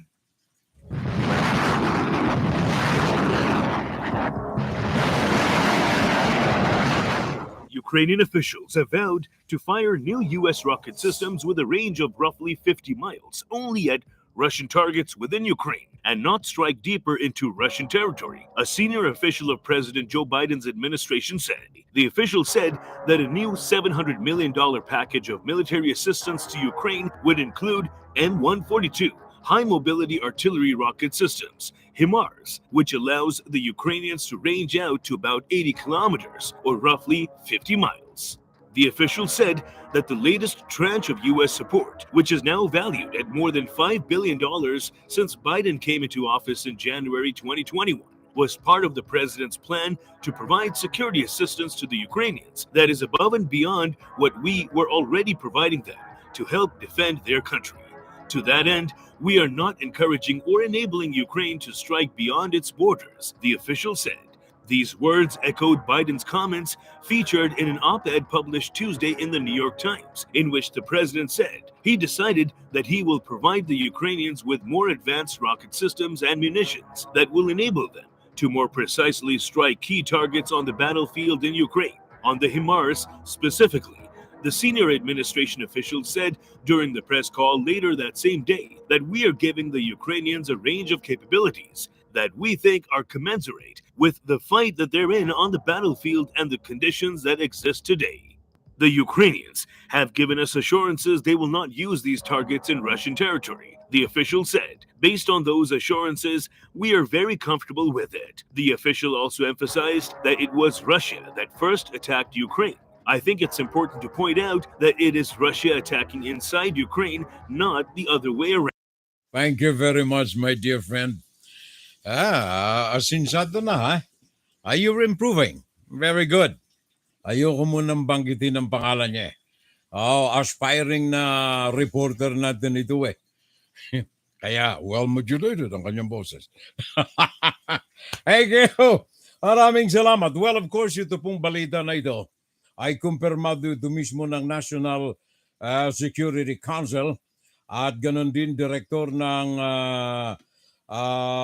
Europe and the National Security Council. Ito'y pakinggan natin. Tinig naman ito ni Amanda Sloth. Ito ang kumpirmasyon ng pamahalaan ng Estados Unidos. Go ahead. So we have actually been responding to what Ukraine has been asking for throughout the crisis. When the war started in late February, Ukraine's top priorities were anti-tank, anti-armor, and anti-aircraft systems, and that's exactly what we provided them. And the Ukrainians used those weapons to great effect to drive the Russians out of Kyiv. As the conflict started to move east, the Ukrainians then started asking for howitzers, for artillery. We've provided over 200,000 rounds of artillery and other forms of ammunition. Now that the conflict is continuing in the east and south, the Ukrainians have asked us for these higher caliber, more precision targeted weapons, as you said. And so we are responding to their request as we have throughout the crisis. We've seen the Ukrainians fight very effectively over the last number of months with the weapons that we have given them, most notably stopping the Russians from their broad drive across the country and succeeding in the Battle of Kyiv. Once we got the additional funding from Congress, which was provided on a very solid bipartisan basis, the administration moved quickly in response to the Ukrainians' latest request. So it is our assessment that given where the battle is, the state of the battle in the Donbass, that this is the most effective system for the Ukrainians at this stage in the fight. Obviously, we will continue to assess the situation as we have over the last number of months. And based on conversations that the administration has had with the Ukrainians in the last number of days as we've rolled out this system, the Ukrainians have told us that they are very satisfied with the degree of assistance that we are providing them. I think as the war continues to evolve, we will continue to look at the types of security assistance that we are providing to Ukraine. Yan ang tinig ni Amanda Sloth, Director ng Europe and National Security Council. Ito kapapahayag lamang nito kagabi, araw ng Friday evening dito sa amin, habang minamanmanan natin ang mga pagkakaloob ng alalay ng Estados Unidos at iba pang mga bansa diyan sa Ukraine. Sa June 30 ay magsisimulang mamigay ng tig-isang tig-isang Italiano gold. Para sa 31 million na mga bumoto kay BBM. Pare ko ya. Junior Dal. Raul Villanada, pare ko, thank you very much. At saka Evelyn Ponzones, maraming salamat. At saka Gisette Thomas. Mga ito mga bagong pangalan natin dito sa FSL. Thank you very much pag-alalay sa atin. Oh, maganda. Pwedeng Miss Universe. Oo, pang Miss Universe itong mukha ni Gisette. Gisette St. Thomas ang kanyang pangalan. Thank you. And welcome to our community of friends dito sa ating FSL. Sabi ni Gisette St. Thomas. Los Vemin Romana is also with us today. I have to go, Viorel. Sabi niya, still having a family event with the Tenios and cheers na lamang, FSL. Sabi ng kaibigan ko, Jundi T. Valencia. Naandyan siya sa Nueva Ecija ba, pare koy? Nueva Ecija. Ang kaibigan nating si parang Jundi T. Valencia. Thank you. Thank you too. May pangiti-ngiti pa si Gisette St. Thomas. So, pang Miss Universe, wala tayong magagawa . Alam mo naman ako, hindi ako nagsisinungaling . Kung anong mga nakikita ko, sinasabi ko talaga. Pang Miss Universe, anong magagawa ko rito? Sabi ni Giselle, thank you. Edgar Allen Kalingking, Panelo is the special advisor to Robin Padilla. Yes, alam ko. Nais ni Padilla na si Panelo ang kanyang isa sa mga legal consultants niya. Para itong si Putin . Si Putin iniiwanan na ng kanyang mga ng kanyang mga sundalo. Itong huling natanggap kong ulat dito. Mga sundalong Ruso o rations. Na ayon sa kanila, sila ay mga nagugutom, sila ay pinagsinungalingan, sabi nila ay magkakaroon lamang sila ng exercises, yung pala ay tunay na gera ang kanilang masasagupa sa Ukraine. So ito po ay pahayag ito ng ilang mga mamamayan, ilang mga sundalo ng Russia sa interview ng field reporter sa war correspondent na grupo ng mga media men na nandoon sa Ukraine. Tinatanong nila, bakit kayo umaalis? Ano nangyari? Sabi ng mga sundalo, gutom kami, wala kaming mga provisions, at saka tinarantado kami ni Vladimir Putin. Russian soldiers, who claim to have been hungry and drugged since the beginning of the war, have been in front of cameras and rebelled against Russian President Putin. In a video that resonates widely on social media, the company commander noted that the senior commander interpreted complaints as sabotage and said, "What is the gain of sending your soldiers to their deaths?" While Russian soldiers, who were sent to Ukraine as a peacekeeping force, were dragged into an unending conflict. Russian soldiers have been on the agenda for several months, complaining of difficulties in Ukraine, disobeying orders and leaving weapons. The world press has deciphered the Russian military voice records several times, but this time the soldiers appeared on camera at their own request and addressed Russian President Putin. In the images published in Telegram, the soldiers who claimed they were from the rifles rebelled against Ukraine, saying they were sent to fight on the front lines, but had been cold for months without medicine and food. The company commander, who said his soldiers were not provided with proper equipment and medical care, claimed that men with chronic diseases, who should not be drafted in any way, were thrown into the middle of the war. In a video that spreads rapidly on social media, the commander said, "The infantry battalion was on the front line in the Kherson region of Ukraine. At the time, the staff had overcome cold and hunger, and for a significant period of time we were able to fight without financial support, medical supplies, or food." Thank you very much. Maraming mga umaalalay sa atin ngayon Eto mga napapakinggan ninyo mga kababayan, mga volunteers ito sa atin instead na ako ang magbasa ng news, sila na lang ang pinagbabasa natin.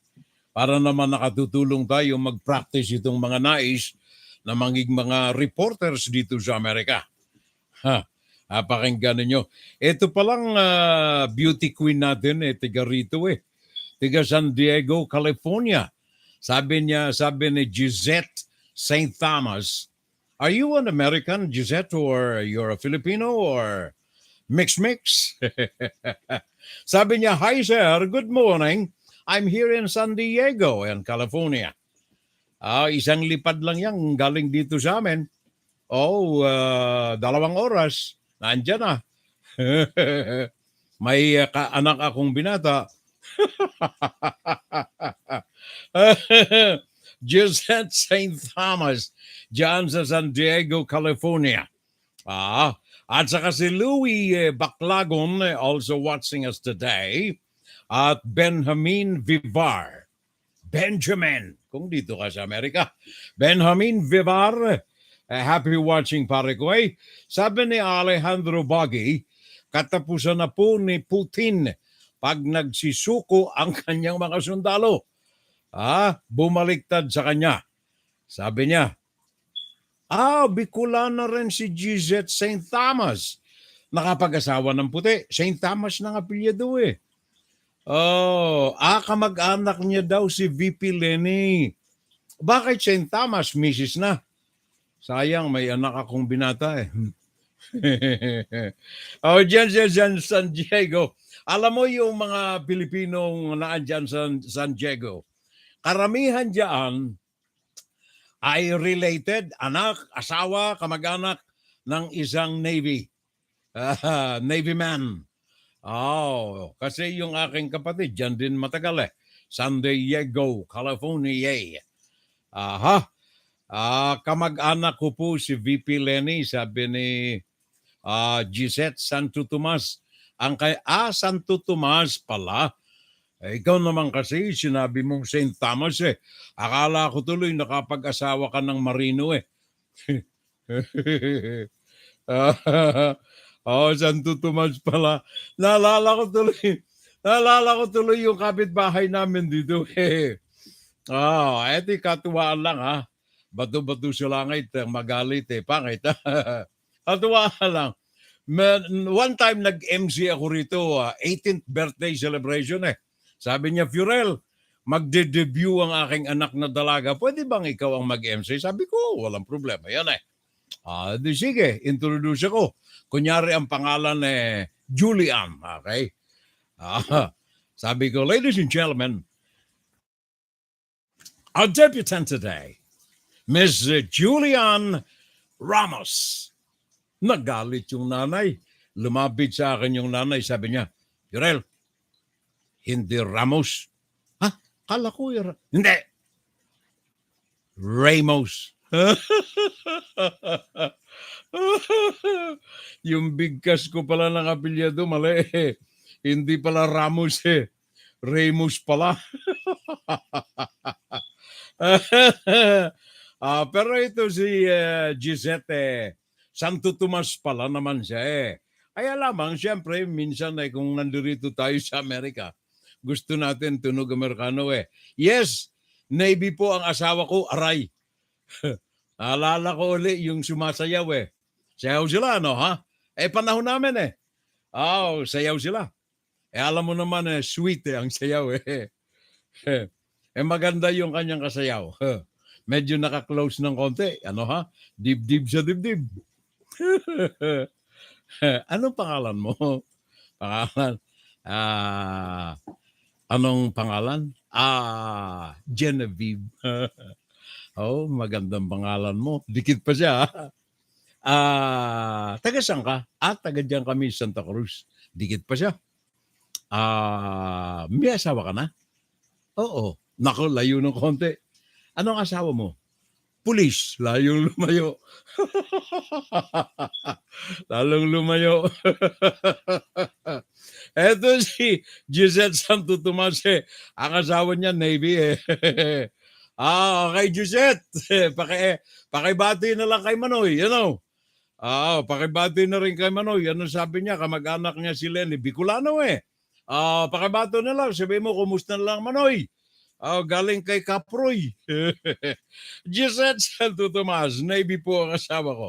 Sabi ni Junior Dal, I'm watching pare ko. What program are we watching here? Sabi ni Gisette Santo Tomas, St. Thomas. Well, ito anong tawag niyan? Katuwaan ko lamang ito. Ayoko kasing tumigil na sa aking profesyon. I've been in broadcast for 58 years. Itong programa natin na ito, FSL, Fun Saturday Live, katuwaan lamang natin ito, insight, public service, news, tuwing araw ng Sabado. 10:00 ng umaga dito sa New York, dyan sa inyo sa California, ay 7:00 ng umaga. Every Saturday, ito'y simulcast sa Facebook at saka sa YouTube. Para kay, ano nga ito ulit?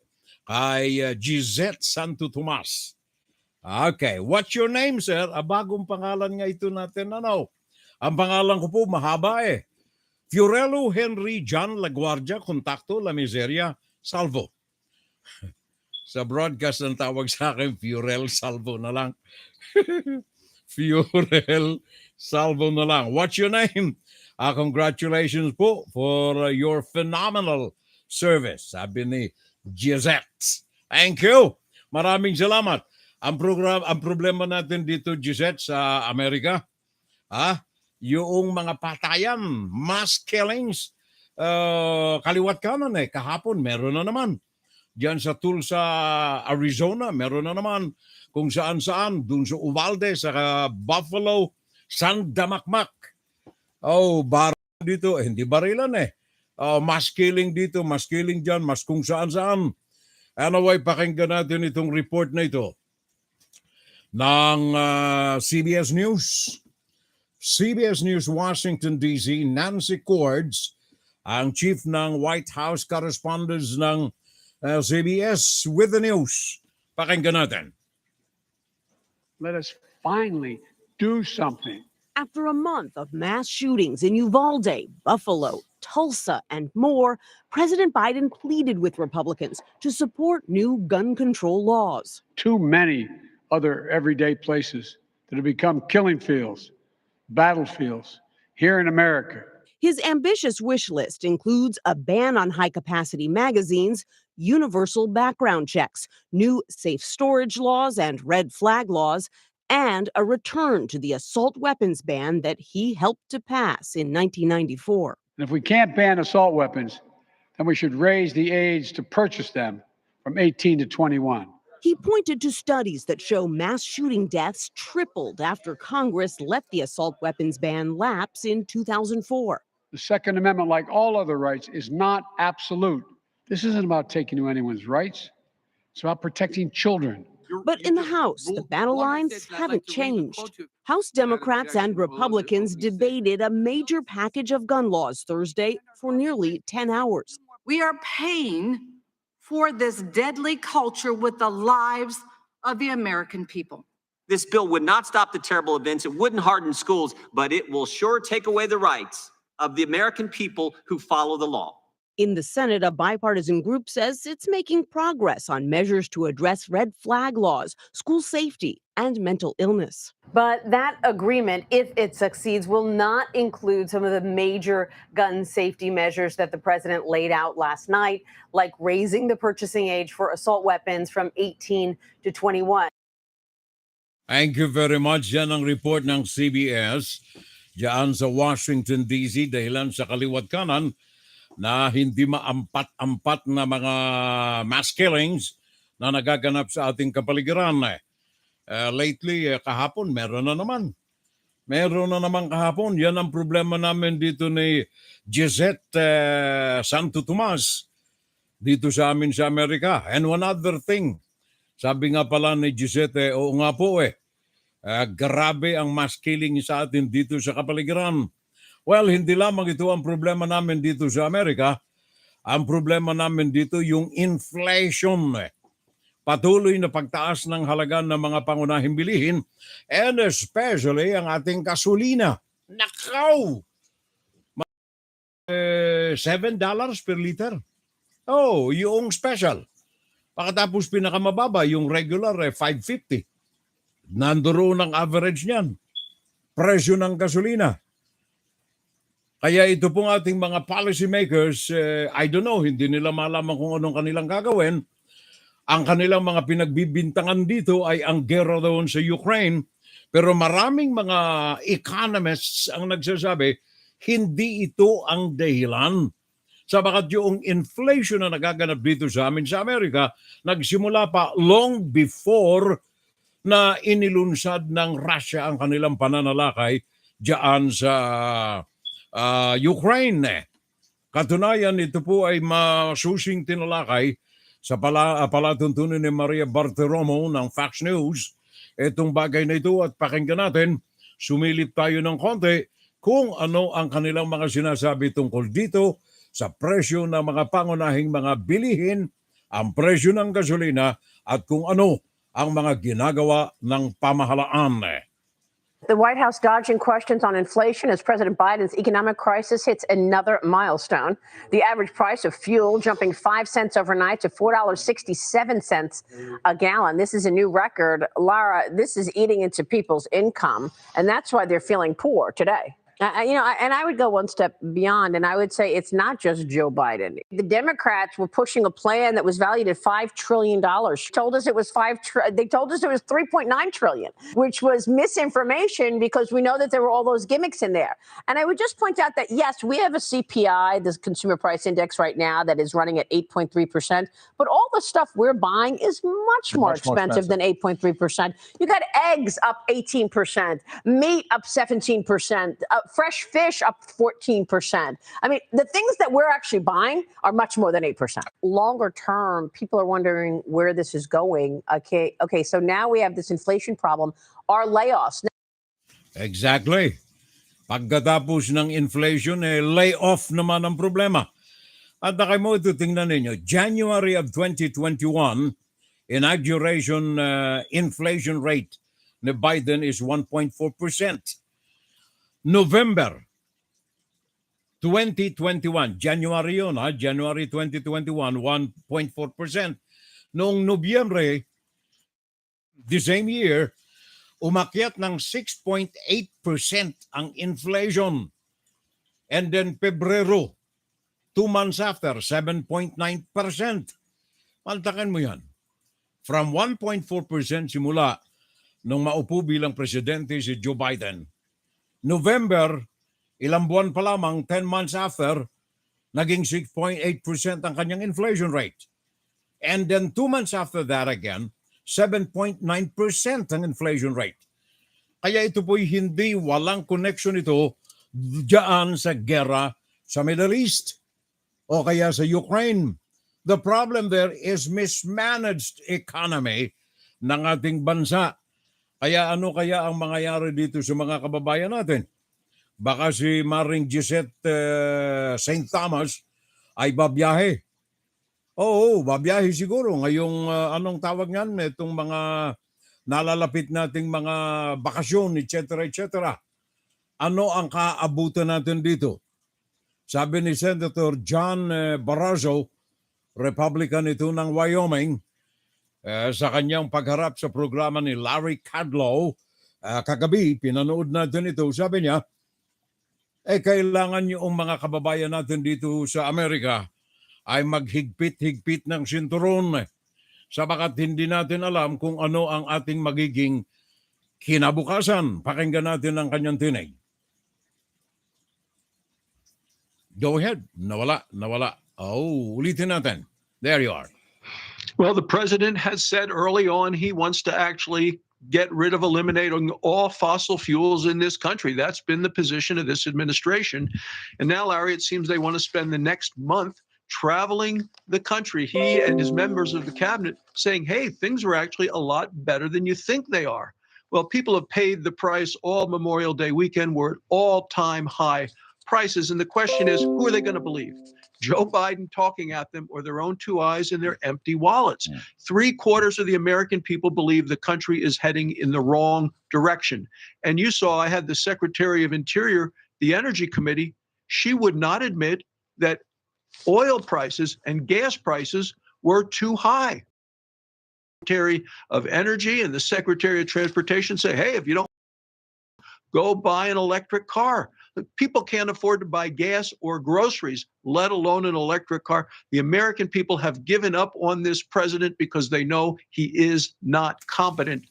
Nakita na ninyo. A lot of Americans are giving up this president because he is incompetent. Incompetent! Oh, Gisette, sana okay ang buhay natin riyan, ano? Well, anyway, ang husband mo naman is Navy, so ayos lamang, nakakaangat tayo sa buhay. Sabi nga pala ni paring Jundi T. Valencia, dito ang David or David, dapat ay pronounce pero naging David pag nasa Amerika na. Oo nga, sa atin David, parikoy, dito sa amin sa Amerika, David. Kaya sabi ng aking nanay noong dalaginding, debut siya, 18 years old eh. Ladies and gentlemen, here is Vivian. Okay. Vivian Ramos. Kastilang apelyido eh. Pilipino eh. De Ramos. Lapit yung nanay. Yorel. Hindi Ramos ah. Ramos. Ramos na. Sige na nga. Alexander Buggy. Ingat po kayo dyan. Kavyurel. New York po pala kayo. Last month, ata yung nabalitaan ko na may shooting sa 36th Avenue sa subway. Yap, pare ko eh. Awa ng Diyos, hindi ako maalis ng bahay. 2 taon na akong hindi umaalis ng bahay eh. Pinakamalayo ko napupuntahan yung aming likod ng bahay. Likod bahay lamang. Ingat po kayo, sabi niya. Sabi ni Antonio Ajero, sabi niya, I'm watching still. Furel. Alejandro Bagui, sabi niya, Gisette St. Thomas, welcome po. Ano ito? US ka din po pala. Saan ka po dito sa Amerika? Nandirito kami sa New York, New Jersey area. Andirito kami naglalamierda. June de Valencia, Joe Biden, it is not crisis, it is crisis. Sabi ni Gisette, kakwang ko pala ito kaamistad ko pala si Gisette. Sabi ni Gisette St. Thomas, we need Donald Trump to be back. I remember the cheapest gas I paid per gallon during the Trump administration was only $1.89 per gallon. Tama ka riyan. Lalo na dito sa amin, mura dito. Huwag ka sa New York. Pag gusto mo ng medyo mura, New Jersey ka tumakbo. Pag pumupunta kami ng Lake George, may maliit kaming bahay roon doon kami nagagasolina along the way. Mas mura roon wag doon sa Lake George. Along the way, pag nandoon ka na mahal I totally agree. It's mismanagement. It's poor leadership. Sabi ni Gisette St. Thomas. In fact, Mariko, may mga nagtatanong ngayon mismo sa loob ng administrasyon ni President Joe Biden, who is running the White House? Nagtatanong sila Gawa ng si Joe Biden, magkakaminsan nawawala sa isip Maniwala kayo, tingnan niyo yung mga speeches niya. Kung wala siyang binabasang mga teleprompter, madalas nawawala sa linya si Joe Biden, parekoy. Nawawala sa linya ang presidente namin dito sa Amerika. Siguro dala ng kanyang edad na rin. Nawawala sa linya kung walang teleprompter. There's been a lot of talk about this, and I think that Biden and the American people have actually found common ground on one issue. Finally, after 17 months, they want to know who's running the White House. Nobody seems to know, not even the president himself. And you see, obviously, all those gaffes where he takes his cues from the Easter Bunny, looks to shake an invisible person's hand on stage. You have cue cards that have been, photographed and published in the media, outlining very basic things like make sure you say hello and what your name is. It's embarrassing. And if it weren't so sad, it would almost be laughable. But more importantly than that, these kind of gaffes, these kind of miscues, they're dangerous. Sitting on the Homeland Security Committee, I can tell you, especially in regard to foreign policy and the statements that he has made on the world stage, this is dangerous. Our allies don't know if they can depend or trust on us, and our enemies are watching very carefully. Yan ang tinig po ni Florida Representative Kat Cammack. Hindi pipitsuging ordinaryong mamamayan yan. Kinatawan yan. Si Kat Cammack. Sabi niya, nanganganib kami Gawa ng magkakaminsan, hindi namin alam, siya pa ba ang nasa sa harap namin o hindi na? Nawawala na sa sarili. Kaya sabi ni Gisette St. Thomas, I totally agree. Poor leadership. Kaya sabi ni Alejandro Bagui, tapos dito uupo pa lang si ngiwi. Delikado rin kami. Sa Pilipinas naman lang sabi ni Alejandro Bagui, dito sa amin ay uupo naman si ngiwi. Delikado rin kami rito.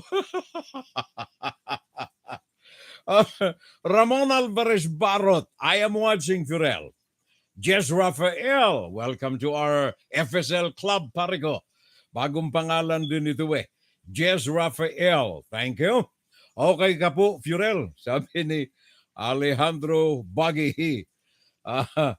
Crisis is plural. Ba okay itong pare ko para tayong nasa English class nito Sabi ni Junity Valencia, crisis is plural, ang dami. Yun, marami.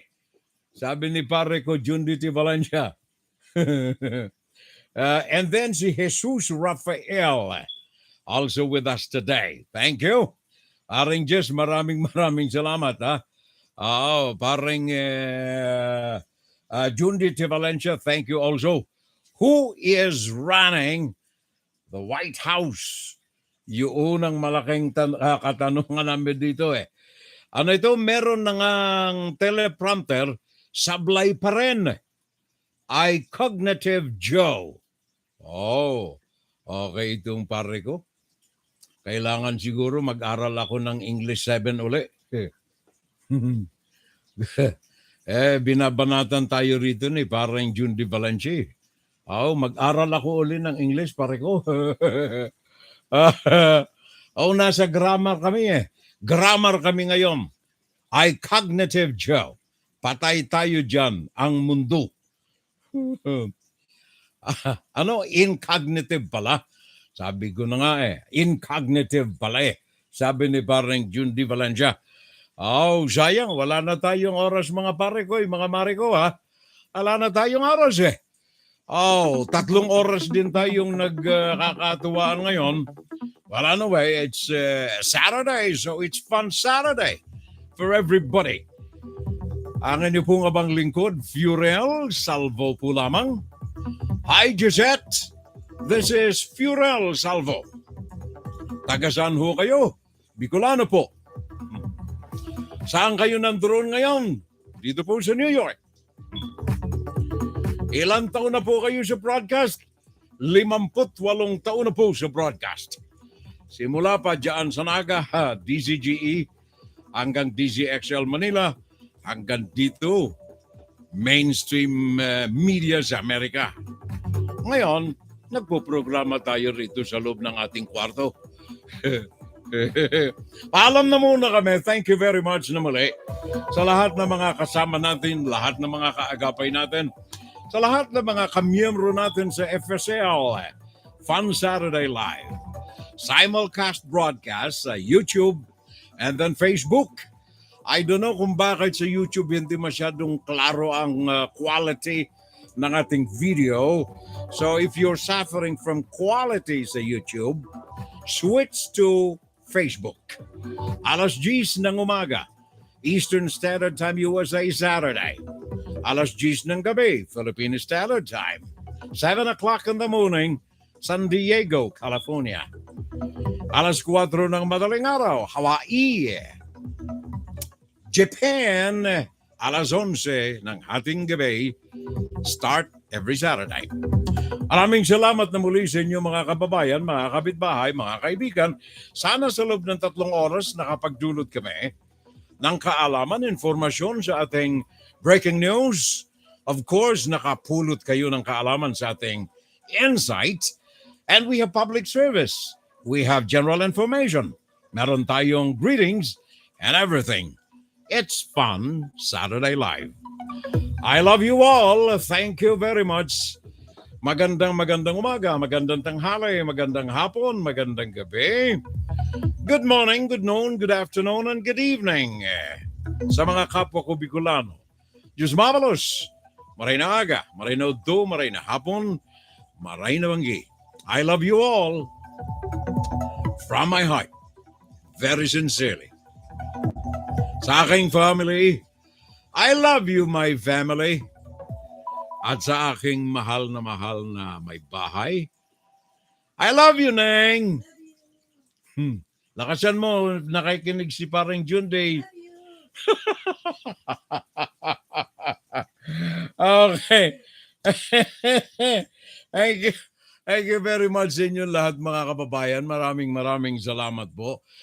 Sana'y hindi kayo nagsasawa na makiagapay, makiantabay sa atin, makiisa sa atin.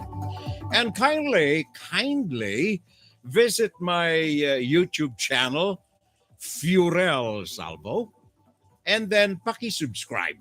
Paki-subscribe na lamang. Thank you very much. God bless us all.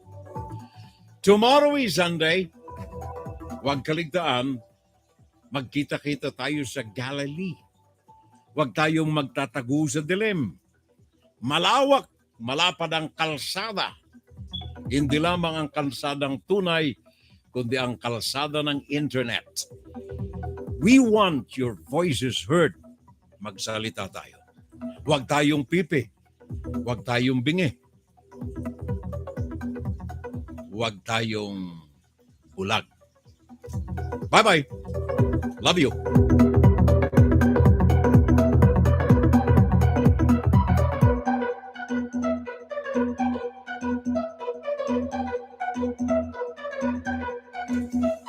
Thank you, pare. Maraming salamat, pareng Alejandro Baggy. Thank you to you.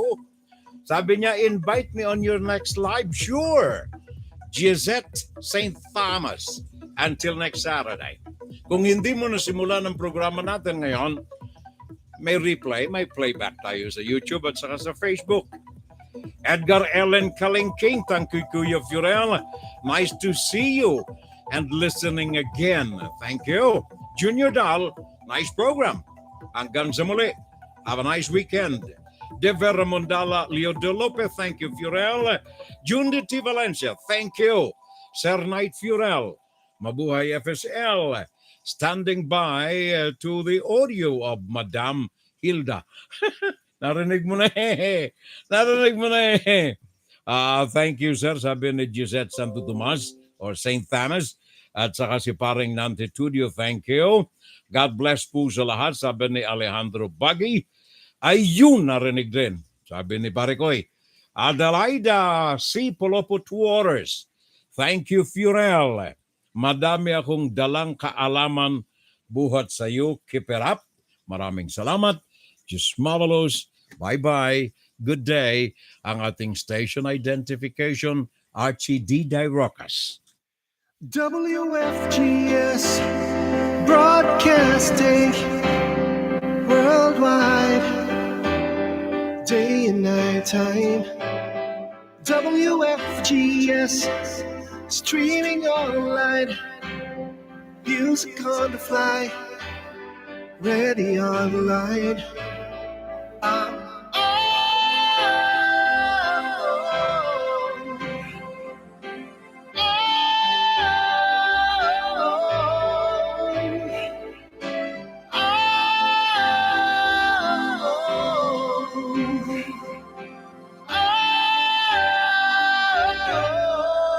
Listen to the top songs of great performers now streaming on W.FGS.